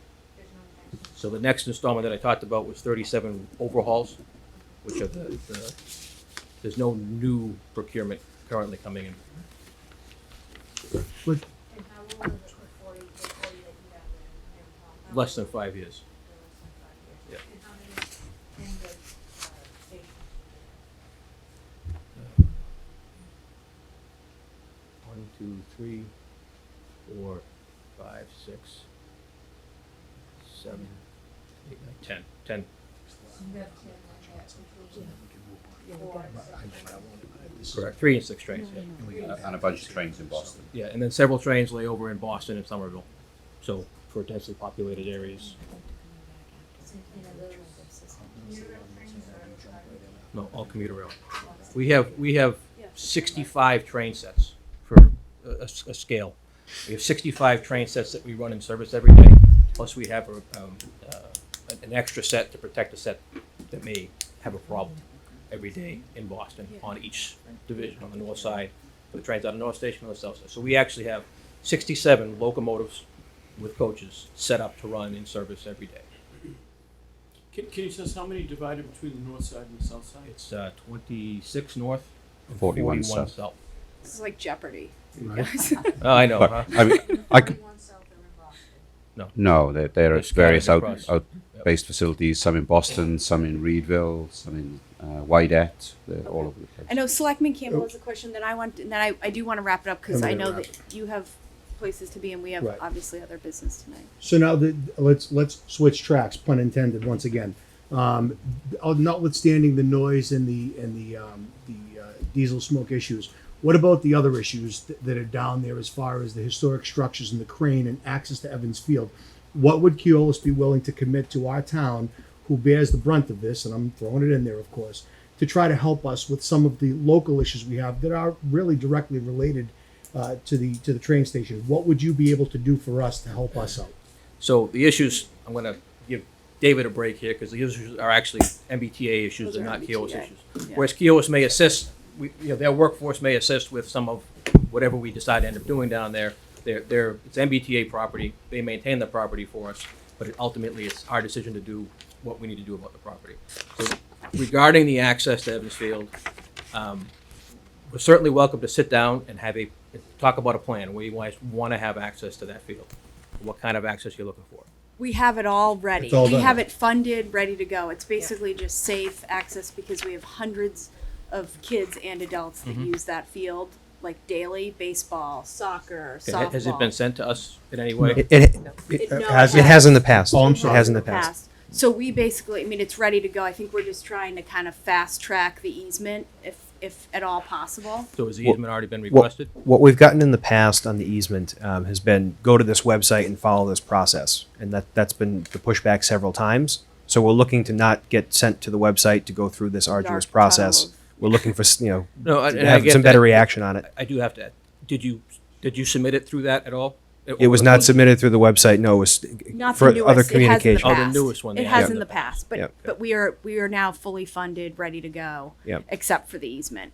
Okay. So I think we're trying to figure out what's kind of our best route besides the dark hole that is the website. So there may be, unfortunately, our agency does have a lot of processes in place. Yeah. And the real estate department, I don't oversee, but we would be commenting, obviously, as the operations group that's responsible for the area on that area. Okay. So certainly, unfortunately, that would be the first step in the process, was to make sure it goes in that way. Okay. Because now it's going to follow the proper official channels and get the proper sign-offs. However, once that's done, or we can then work on scheduling a meeting to sit down with the appropriate parties, which would be the railroad group, to discuss your easement, and so that when those requests come through the formal channels, we can then take it and expedite it in that regard. So in other words, what I'm suggesting is submit through the formal channels, but rather than wait for that to come through whatever channels are and get to us,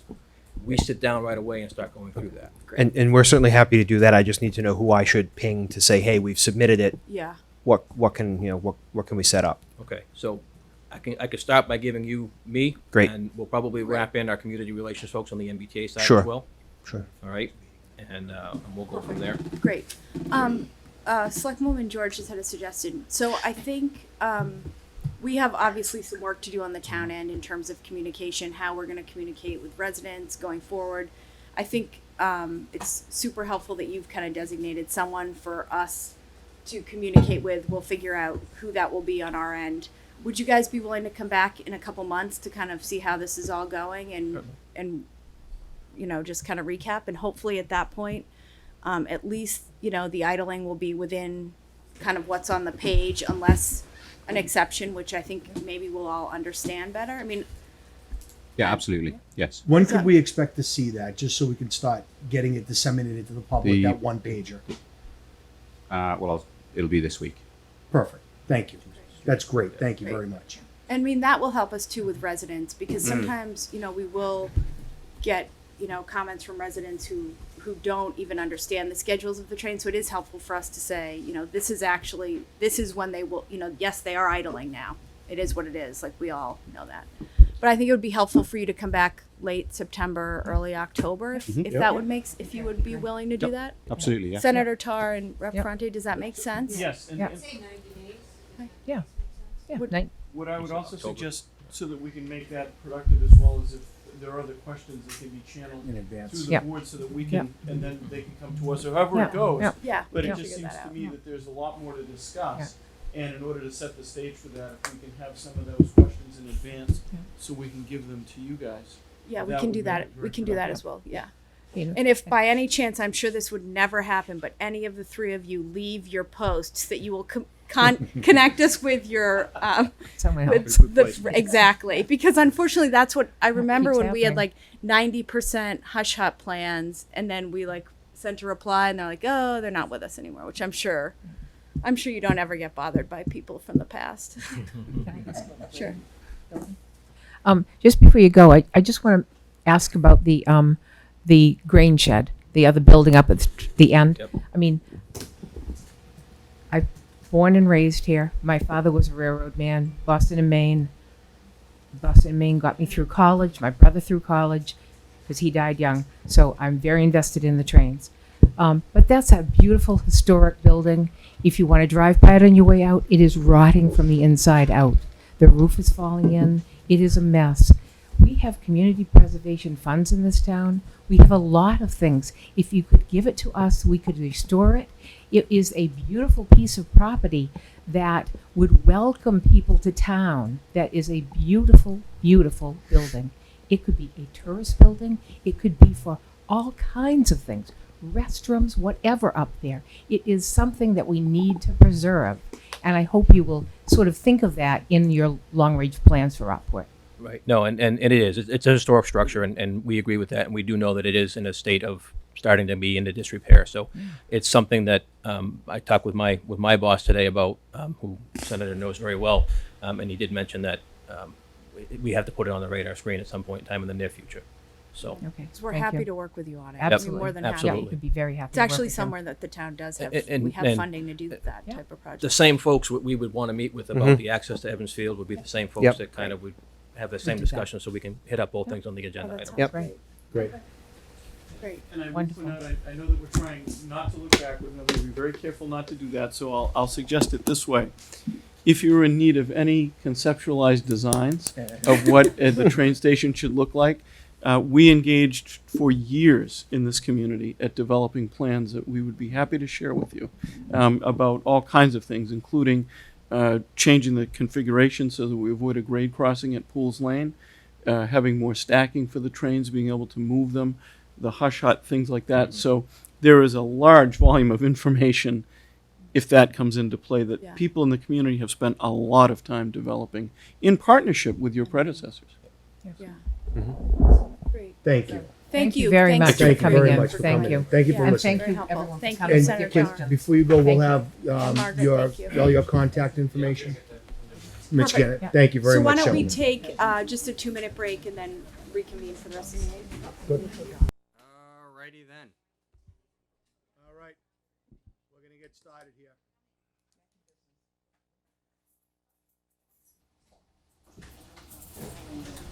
And as they're walking out the door, thank you to Bruce and Ann for coming in tonight. That was, having their presence here really makes things a lot better and facilitates things a lot easier for us, so I'd like to thank them. And now we're gonna throw them out. All right, moving right along, we're gonna go to the reappoint, Sarah, by the way, I'm sorry, Sarah had to step out, she had another commitment she had to be at. You're stuck with me for the rest of the night, right? Let's go to the reappointment of Carl Engel for the Finance Committee. Carl. Thank you. How you doing? I'm doing great. How are you? Good. You want a motion? Thank you. Yeah, let's have a motion, then we're gonna talk.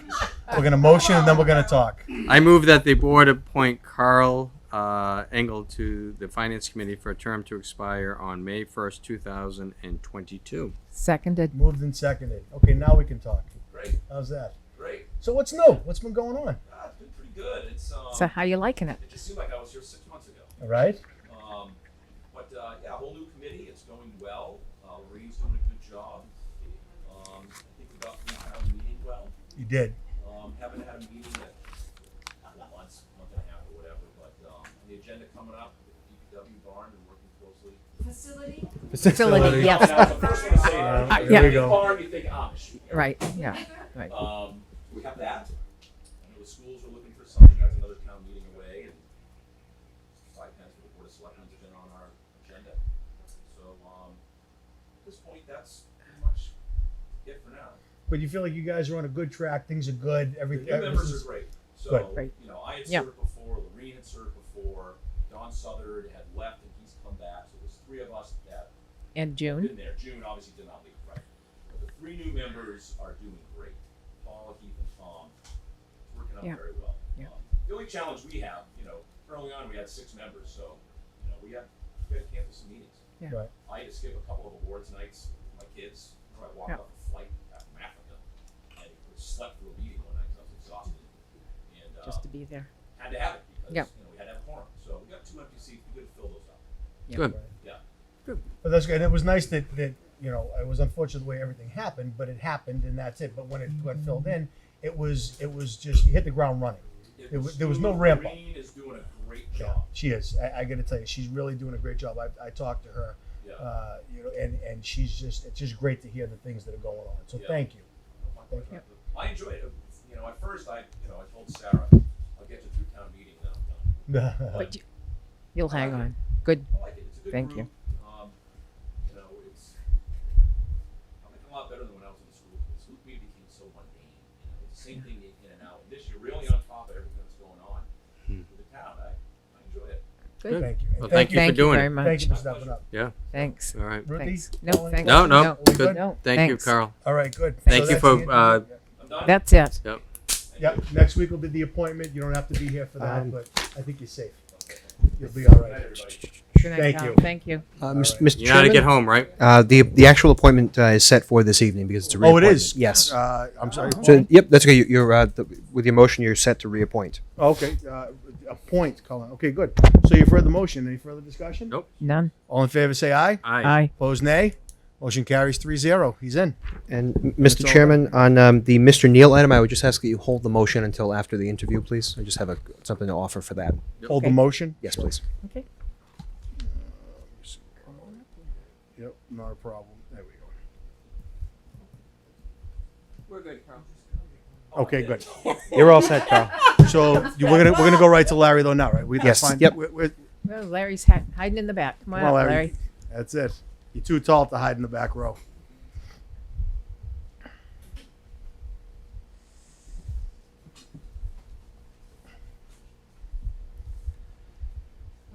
Hi, Larry. Welcome. Hey, Larry.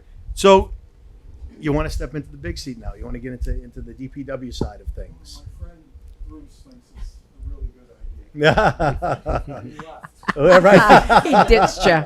He ditched you. Right? Yeah. There you But go. yeah, no, I'm definitely, I was thinking about getting out of town government really, after 10 years and kind of fading away, but this definitely interests me, you know, the more I thought about it, I guess in the simplest way, I like being with a group that's actually doing work, changing things, making things, and it's more of my background. Yeah. So I'm very much looking forward to it. That's great. I think somebody with your knowledge that you bring to the town and skill set. Again, we have these tremendous assets in town, and you are absolutely one of them. So thank you for not stepping out and stepping up instead. You're welcome. Yeah. No, I think it's great. And you know, you've been Concom and other things, and you've done a great job with that. Everyone knows you in town, knows how you work. You work great with other boards and things. So I think you'll be a big asset to the DPW. I agree. I couldn't add anything more. So thank you for stepping up. Thank you. There we go. Mitch? Thank you, Mr. Chairman. So because we had to push this interview a couple of meetings, so it's delayed some things. So I would offer if the board would wish to consider this evening that it waive its policy and do the appointment for Mr. Neal this evening. Sure. Because the meeting's tomorrow night. They have a meeting tomorrow night. We're entering into town meeting time. We're entering into the DPW facility time. And I think that the 2 weeks makes a difference in this particular case. And Mr. Neal is a known commodity to us. Right. I would offer that the board could consider waiving its policy and appointing him this evening. Would it be appropriate to take a vote on waiving the policy, or would it be just It could enough be to just waive? all in one motion that you, Okay. Mr. Chairman, would you like me to offer an amendment motion for that? So a proper motion would be move to nominate and appoint Larry Neal as a member of the DPW Commissioners for a term to expire on June 30th, 2022, and to waive the Selectmen's policy allowing the appointment for this evening. I'll second that. So if somebody would move it. and then I'll move it. I'll move what you said. Yep. Second. Okay, motion been made and seconded. Further discussion? Nope. None. All in favor, say aye. Aye. Opposed, nay. You're in. See you tomorrow night. Thank you, Larry. Thank you very much. See you tomorrow night. All right, that's great. So that worked out. That was efficiency. All right, let's move on to the action list. Who's here? What can we do to? I don't want people hanging around for things. Laura, what? We're gonna hang. Chairman, 9 and 12 are here. 9 and 12. Let's go to Millbrook, if we can. Let's see. So this is an acceptance there of a motion? gift. The Meadow? Yep. I-9. I That's move. Ruthie. I move that the board accept the donation of $6,000 from the Essex County Community Foundation Millbrook Meadow Fund to be used for expenses for the Millbrook Meadow Restoration Project as specified on the gift acceptance form. Second. Motion's been made and seconded. Sam, you want to sit down for a second? Tell us what's going on. Sam, press that button on there. Make it green. Make it. That's it. Make it go green. There you go. Hello. Hi. And what is your question? Just tell us about what's going on here, so we know what's going on, but the folks Okay. at home don't. So We had our soft opening the playground and the whale last Friday, and our next step right now, of course, we're waiting for the grass to grow and watering and all that, and then on the 17th of August, Saturday the 17th of August, 10 o'clock, we hope we will see you, ladies and gentlemen, to help us cut the ribbon and open the park officially, reopen the park officially. at that point, Sam, is all the work done and completed at that point, The work except for will things never be growing in? done, but the contract will be done. The contractor will stay on doing things like they'll be watering plants and so forth, and of course there will probably be little things that people discover that need to happen, what you call a punch list. Yep. And but the contractors are completed with their work, and we're very happy with both that and the dredging that Sumco did for us. It's a good company. We recommend them. It's absolutely gorgeous down there. I mean, there aren't enough accolades to say what a wonderful job that everybody did. I mean, it's phenomenal down there. You guys did a wonderful, wonderful job. Thank you. And it's really great to see people already enjoying it. Kids walking down, mothers and kids enjoying walking down the steps to the frog pond, and artists just like they never left before. Right. You know, painting. Yep. It's good. So now, tell us a little bit about the $6,000. Again, we know what's gift. going on. I just wanted to explain to I'll let people. Laura tell What, you Laura? that. Sure.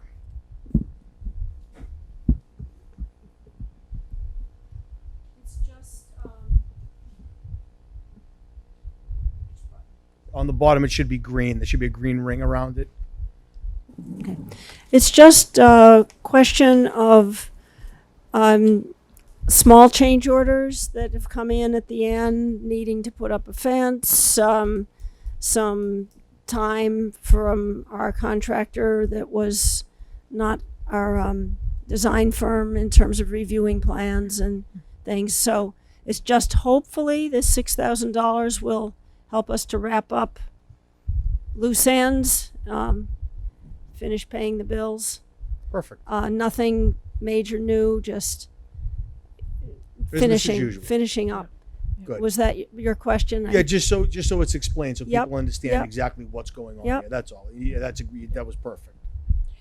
I just have a question. So earlier this evening, I was at a CPC meeting, and they brought up a sign that Thatchers and Straightsmith are going to put out on their islands. Paul St. Germain wrote it, and I wanted to read it to you because they would like the selectmen to see if one could be put at Millbrook and one could be put at the Congo Church. So I'll read you the sign, and you folks can be thinking about it, okay? It's very nice. They did a very nice job on it. Rockport Community Preservation Commission. The citizens of Rockport, through the Community Preservation Act, have been important financial supporters for the preservation and rehabilitation of facilities. And it would say at Millbrook or wherever. This says Straightsmith and Thatcher Islands. Their dedication and foresight have guaranteed that this historic fabric of these areas will be maintained for future generations to learn from and enjoy. It was I think it's a very nice way of, this would be a permanent sign for the bigger places in town for CPC that their town monies through CPC has gone to. So we will talk about it as a committee, but I just wanted to bring it forward while we were talking about Millbrook right now.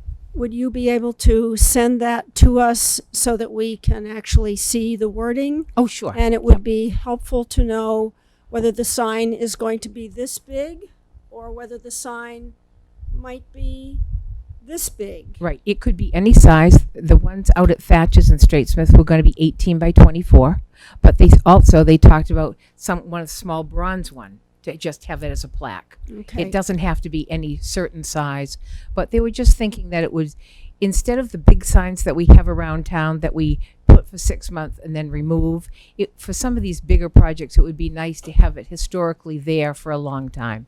So they just wanted me to bring it tonight and mention it for the board. And it is an issue where we are attempting to work through recognition of all the donors and what would be appropriate and where we are going to recognize, because we have to be very careful not to clutter up the park with too many signs. Yeah. I think the selectmen are aware that we have to be careful. Yeah. about I think that. it probably would end up being.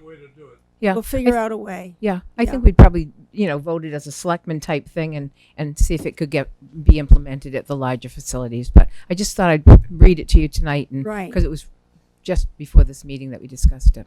Okay, great. I recommended to the selectmen and Mr. Vera that Senator Tarr invite Governor Baker. I don't know if you've passed that on to Senator Tarr or whether Senator Tarr has, but I thought Governor Baker would be proud of the fact that the town working together, you and everybody else, with developing that community preservation money and making it happen. Because I'm sure there's a lot of CPA money in some towns that just goes and you never really see it. Right. Yeah. Absolutely. And this, the townspeople get to see what their Right. community preservation money has done. Yeah. Absolutely. We have extended that invitation, and we've also indicated that if the governor isn't available, certainly we'd welcome the lieutenant governor to join us. I couldn't hear. If the governor can't make it, the lieutenant governor we'd love to have her as well. We've extended the invite and hope to hear back from them. We said You say the either one. lieutenant governor will. Well, we said we've invited them and said if the governor isn't available, if the lieutenant governor is, we'd welcome her. But we're hoping to get either one. Good. Not guaranteed yet, certainly, but we've put the information out. It's perfect. All right, great. Great. Thank you very much. Thank you. Thank you very much to both of you. Thank you. That's great. Okay, for the motion, any further discussion? Nope. All in favor, say aye. Aye. Opposed, nay. Motion carries 3-0. Thank you. Number 12. Yeah, we're gonna go to 12 next. You guys are here. Okay, good. Let's go right to it. Let's have the motion, please. Okay. I move that the Board of Selectmen grant permission for a Rockport Makers Mini Market to be held on Tuna Wharf on Friday, August 9th, 2019, from 5 p.m. to 9 p.m., and Saturday, August 10th, 2019, from 10 a.m. to 5 p.m., also approved our food trucks to be parked at Barletta Park and Dock Square on August 9th and August 10th, and the area in front of the Blue Lobster Grill to be closed to traffic and a tent to be put up in Dock Square for musicians to perform on August 9th and 10th. Second. Motion been made and seconded. Who's gonna address this one? If there are questions, this is on the table for everybody, the latest request. I saw that. Oh. And the representatives are here if there's questions. Have a seat right at the table.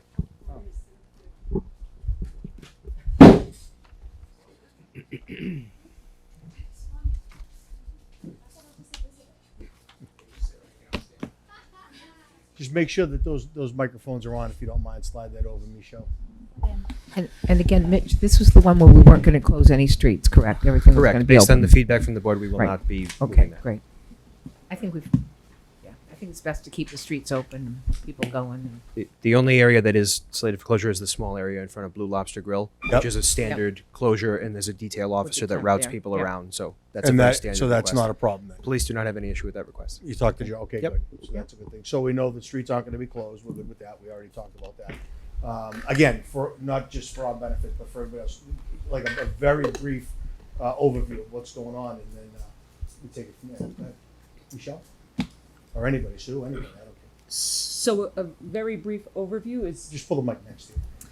a very brief overview is that there was discussion of there was the Lobster Fest and Illuminations that had been run as two separate entities, and this year we worked to pull everything together and try to build it and strengthen it and add some additional programming so that it could be a true festival for a whole weekend long, with a variety of activities that are going to be to many different demographics, to get people to stay for an extended amount of time, to get people to shop, people to dine, and God forbid if there's rain again this year, that people won't be disappointed that, oh, they came all this way and they didn't get to do anything. Instead, there'd be many other things going on.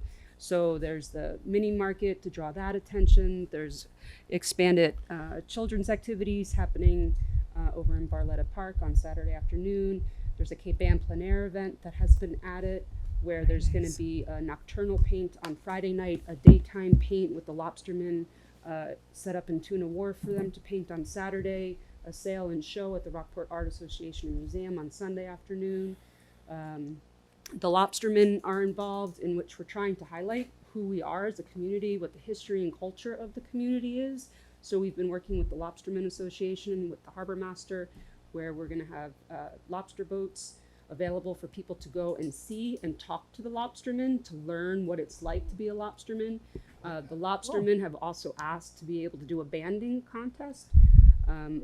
I guess down in... You're not getting much more Rockport than that. I love that. Well, and Senator Tarr just said if that's happening, he wants in on that one. Right. So, so just trying to really demonstrate who we are and allow visitors to come and be a part of who we are. On Friday night is going to be the lanterns all around town. There's going to be a residential contest as well as a business contest this year. And that's part of where the nocturnal paint with the Cape Ann plein air comes in, where we're trying to encourage the painters to come and paint how beautiful the town looks with the lanterns decorating everything. So that would be very pretty. Is there going to be an art association auction after that as well? So that's part of the Cape Ann plein air and Rockport Art Association event. That's Friday night, Saturday, and Sunday. And there is conversation that the show will remain hanging through at least the beginning of the week as well, Monday, Tuesday, where people will be able to buy the paintings. Awesome.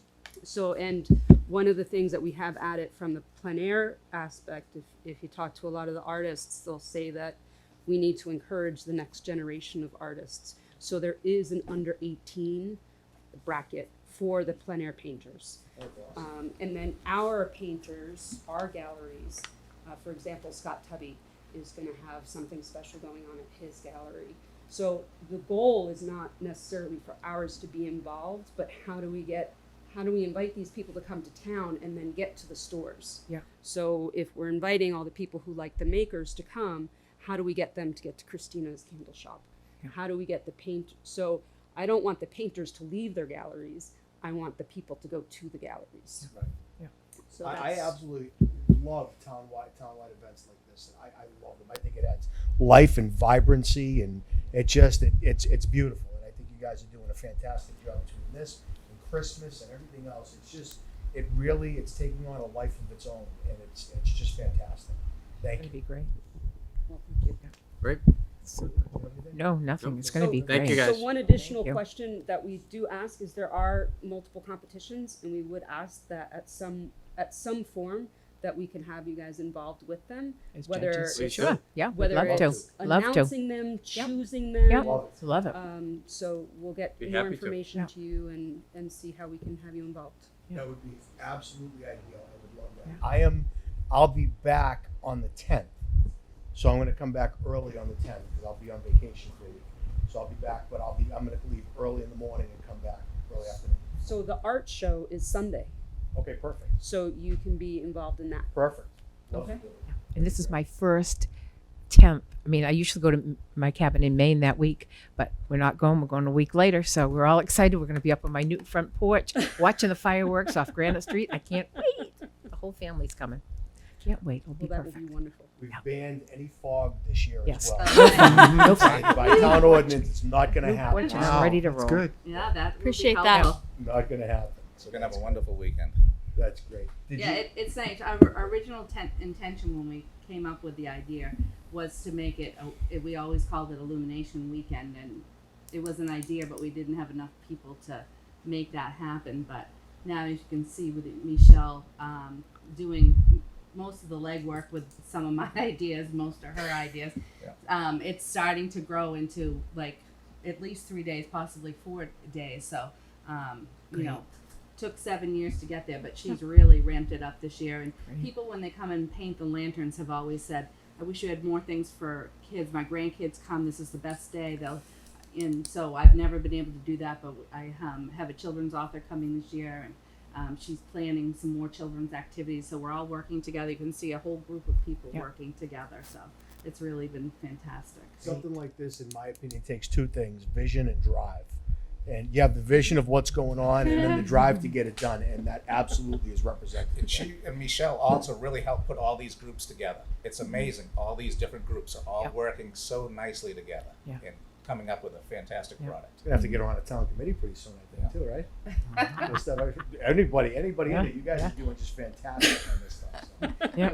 We're happy with this. Well, that's great. Anything else from members? Nothing. You Nothing. folks have anything else you want to add? Nope. No, just the pancake breakfast when's that? at Brackus is August 4th from 8 to 10, and that the money's going to go help fund this year's fireworks. And also the Bearskin Neck Bistro is doing a fundraiser for us for 3 weeks. So if you go down there, you'll see if you buy French fries, 50% of the sales go to us. So that's Shop and eat local. Exactly. Right? Yes. Buy That's what we need. Christina's. That's what. Wait, and- get the yes, candle. we can't forget Candles. the candle. Could I just add something? I just for the record, I also, as you know, own a business in town, and I support these events, even though some might look upon it as competition. I support it because the influx of people that it brings to this town is amazing, and there's plenty of business to go around when we have that many people coming. And my business was founded on the idea that Rockport is a special place and it should be shared. So that's why people bring home my candles. That's why they ship them all over the country, because Rockport is a special place that should be shared. And when we share it with people that are visitors that come into this town, that only benefits all of us in the long run. It might make some people nervous that they're sharing their business with outsiders, with the makers, but I'm a business owner and I'm telling you, I support it 100%. And I love Mr. Russell. I do. He's a very good friend, but I differ with him on this, that I think it does a lot of good to bring fresh bodies into our town and to share the special place that it is. Well, from just an illumination night standpoint, I don't think there could be a better business suited than what you have. Right? I think that's perfect. So that's great. And she was one of the first people that did a Do we have- fundraiser for us. So Do we have this stuff on Those the come town out yet? website, Mitch? The, Not yet. So we didn't have approval yet, but Rusty and Ingrid are away on vacation, and so Rusty and Ingrid are again doing our designs. And I'm very sure nice. you're Yep. well on top of Yep. that, Michelle. So yeah, Good. so once Thank you. once it's approved, then we'll get it Perfect. approved. That's great. thank you to each and every one of you again. Thank you. Thank Just, you very much. Oh, Wait, reinforce Christina's message. The reason we all got really enthusiastic, and it was borne out last Christmas by the first Makers Festival, about the idea of bringing makers from outside of Rockport, is that everybody made a commitment to work hard to include the local businesses, the local makers who are here, and everyone, Christina, Russell's, everyone was encouraged and welcome and would continue to be encouraged to get involved and get on the map, literally. Yeah. And we're bringing, this initiative brings new people who might not otherwise come to Rockport, get to experience it and share it and come to love it. So I think it's more people coming who wouldn't otherwise be here. It's hopefully more business for everyone, and hopefully more than enough to go around, as Christina said. So we think it's a great idea, and it's great that it's happening in the summer, and it's going to happen again at Christmas time. It's nice that, you know, we can get those shoulder seasons pushed out and pushed out and pushed out. Soon there will be no shoulder seasons. It'll just be year round. Yeah. And it'll be enjoyable but not overburdensome, and it'll be lively and festive. It's nice. It's a good feeling. So thank you again to everybody. Thank you. That's great. Thank you. All right. Thank you. Great. Thank you, Thank you everyone. very much. Okay, you have heard the motion. Any further discussion? Nope. All in favor, say aye. Aye. Opposed, nay. Motion carries. Thank you. You're all set. Thank you. That's perfect. Bless you.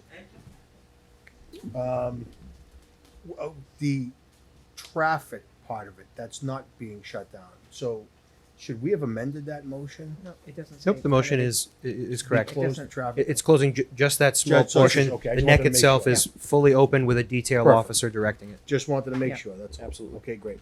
All right, so now we'll just go right down the line here, right? There's nobody else here for anything else, right? Okay, great. The appointment of Harrison Greenslade as parking control officer. I move that the Board of Selectmen appoint Harrison Greenslade as a seasonal employee at will, parking control officer for the 2019 season. Seconded. Motion been made and seconded. I really don't think there's a whole lot to talk about here. Nope. It's- Nope. These are all it's what it is. straightforward. Nope. Yep. All in favor, say aye. Aye. Aye. Opposed, nay. Motion carries. The appointment of Erica Bagley as per diem civilian dispatcher. I move that the Board of Selectmen appoint Erica Bagley as a per diem civilian dispatcher employee at will, effective immediately. I need to abstain, but I need to use the rule of necessity. She is she is a relative. So I would say in this particular case, it isn't absolutely urgent. We We're can- running her kind of as a temporary Push this to the emergency next one. Push it to employee, next so one, we can so do we that have on the enough? 30th. Okay. Yep. Thank you. We do that on the 30th. Perfect. She's my cousin's daughter. All right. Is anybody related to Elena Noble or Brendan Linehan? No. We'll go with the appointment of Elena Noble and Brendan Linehan as lifeguards. I move that the selectmen appoint Elena Noble and Brendan Linehan as employees at will seasonal lifeguards for the 2019 season. Second? Motion been made and seconded. Once again, not a whole lot of discussion here. All in favor, say aye. Aye. Aye. Opposed, nay. Motion carries. The appointment of Kristen Marks as Conservation Commission Recording Secretary.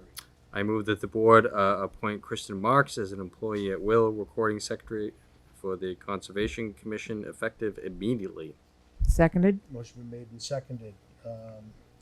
Once again, same guidelines. All in favor, say aye. Aye. Aye. Opposed, nay. Motion carries.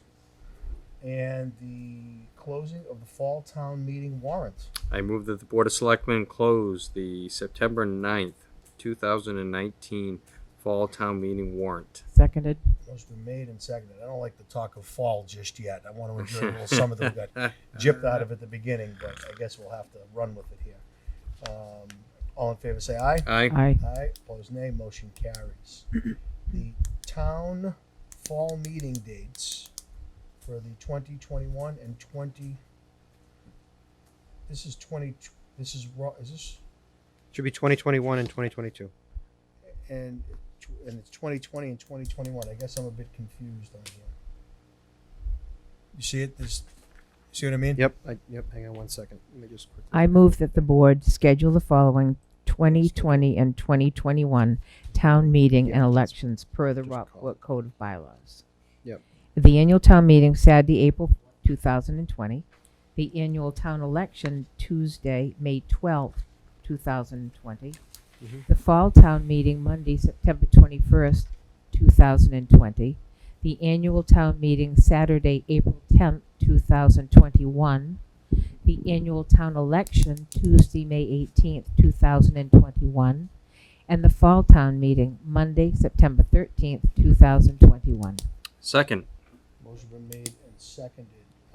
That's We're- just we're the good. typo, Yep, that was right? just That's typo. the typo on that. Okay. Just Yep. want to make sure that everything is the way And- it should be. And these are on the recommendation of the moderator and the town clerk. Perfect. Great. Okay, any further discussion on these? Motion been made and seconded. All in favor say aye. Aye. Aye. Opposed, nay. Motion carries. Let's go with the approval of the town Rockport Parks Improvement Design Service Project contract with TEC Inc. in the amount of $44,250. Is there a motion? I move that the selectmen approve and sign the Town of Rockport Parks Improvement Design Service contract with TEC Incorporated, 146 Dascom Road, Andover, Massachusetts, in the amount of $44,250. Second. Perfect. Motion has been made and seconded. Any discussion on this one? We're all good with this one? Yep. Great. Good. Okay. All in favor say aye. Aye. Opposed, nay. Motion carries. And that's for Harvey and Barletta Park. Harvey and Barletta Parks, correct. And I take that for granted sometimes because, again, as I have them tell them, everybody at home what's going on, we should probably do the same thing here. Let me get rid of that. Okay. Go ahead. I'm sure there will be. I'm sure there will be. They had talked about that at DPW and CPC about having visioning sessions and having all kinds of presentations about it once they get things going. Okay, the approval of the roadway and sidewalk reconstruction and paving with Nacella Landscaping and Paving in the amount of $299,580.20. I move that the Board of Selectmen approve and sign a contract with Nacella Landscaping and Paving, 185 New Boston Street, Woburn, Massachusetts, for the 2019 various roads and sidewalk reconstruction projects in the amount of $299,580.20.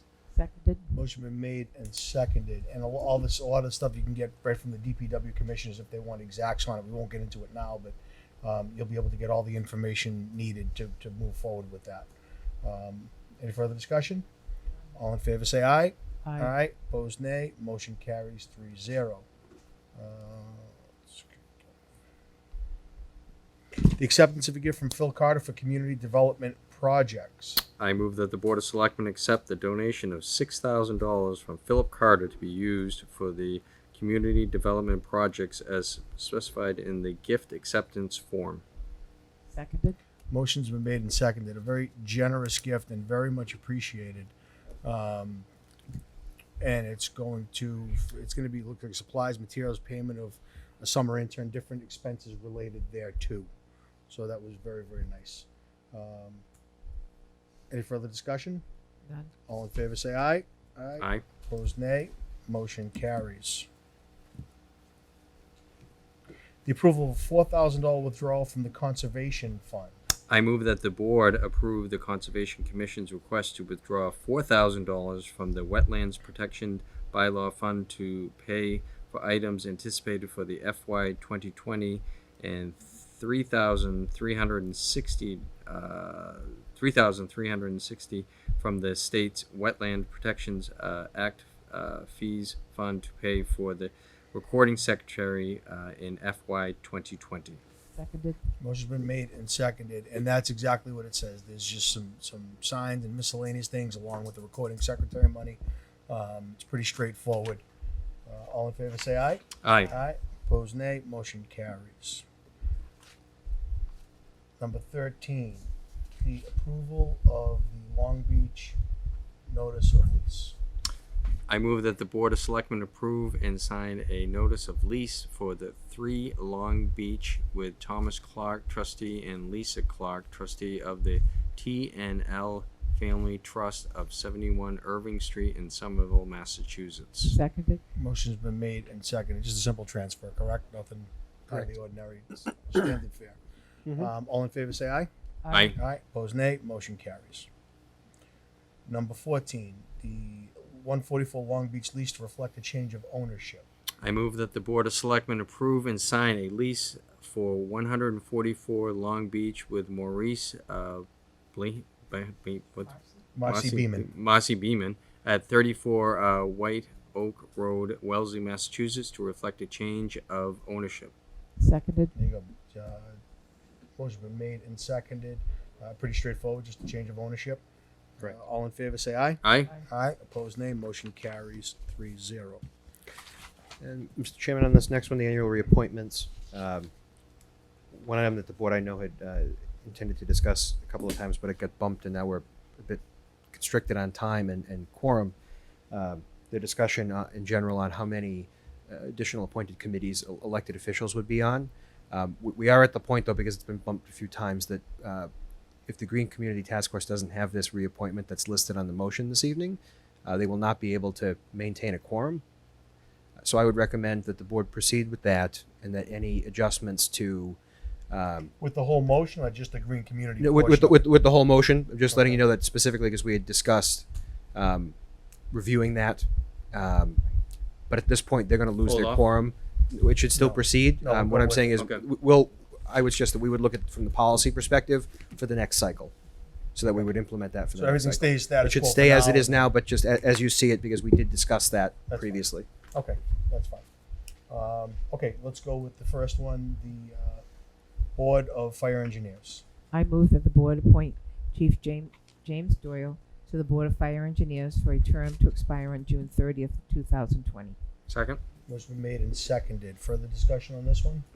Just want to thank Jimmy for doing what he does. And other than that, all in favor say aye. Aye. Aye. Opposed, nay. Motion carries. The Green Community Task Force. I Want move, somebody to take it? Oh. I move that the board appoint Tom Meekus to the Green Community Task Force for a term to expire on June 30th, 2020. Second? Motion been made and seconded. You excited? Yeah. There you go, right? That's fantastic. All the fun stuff you're involved in. But Tom, I mean, you're one of those guys that you're involved in everything, and thank you for what you do for the town. No, it's not a problem at all. We appreciate it. Thank you. Thank you for what you do. Okay, further discussion? Nope. All in favor, say aye. Aye. Aye. Opposed, nay. Motion carries 3-0. Next, 3, Thatcher. Mis- And- yes. Yes, Mr. Chairman, just saying, and this one, please omit Richard Morris from this list. We will add him onto the next agenda because we're going to run into the same issue that we Right. did with Ms. Bagley. All right, So just when the motion's read, please omit Mr. Morris. And just for the record, Richard Morris is my father-in-law. So I should probably recuse myself So because my in-laws are on that. Which one? is there anything pressing on this particular one as well?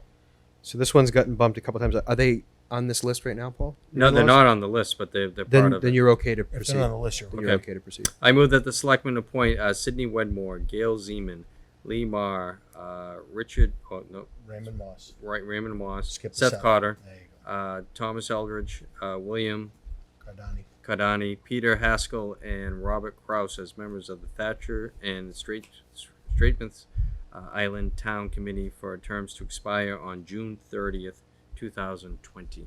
Seconded. Motion been made and seconded. Further discussion?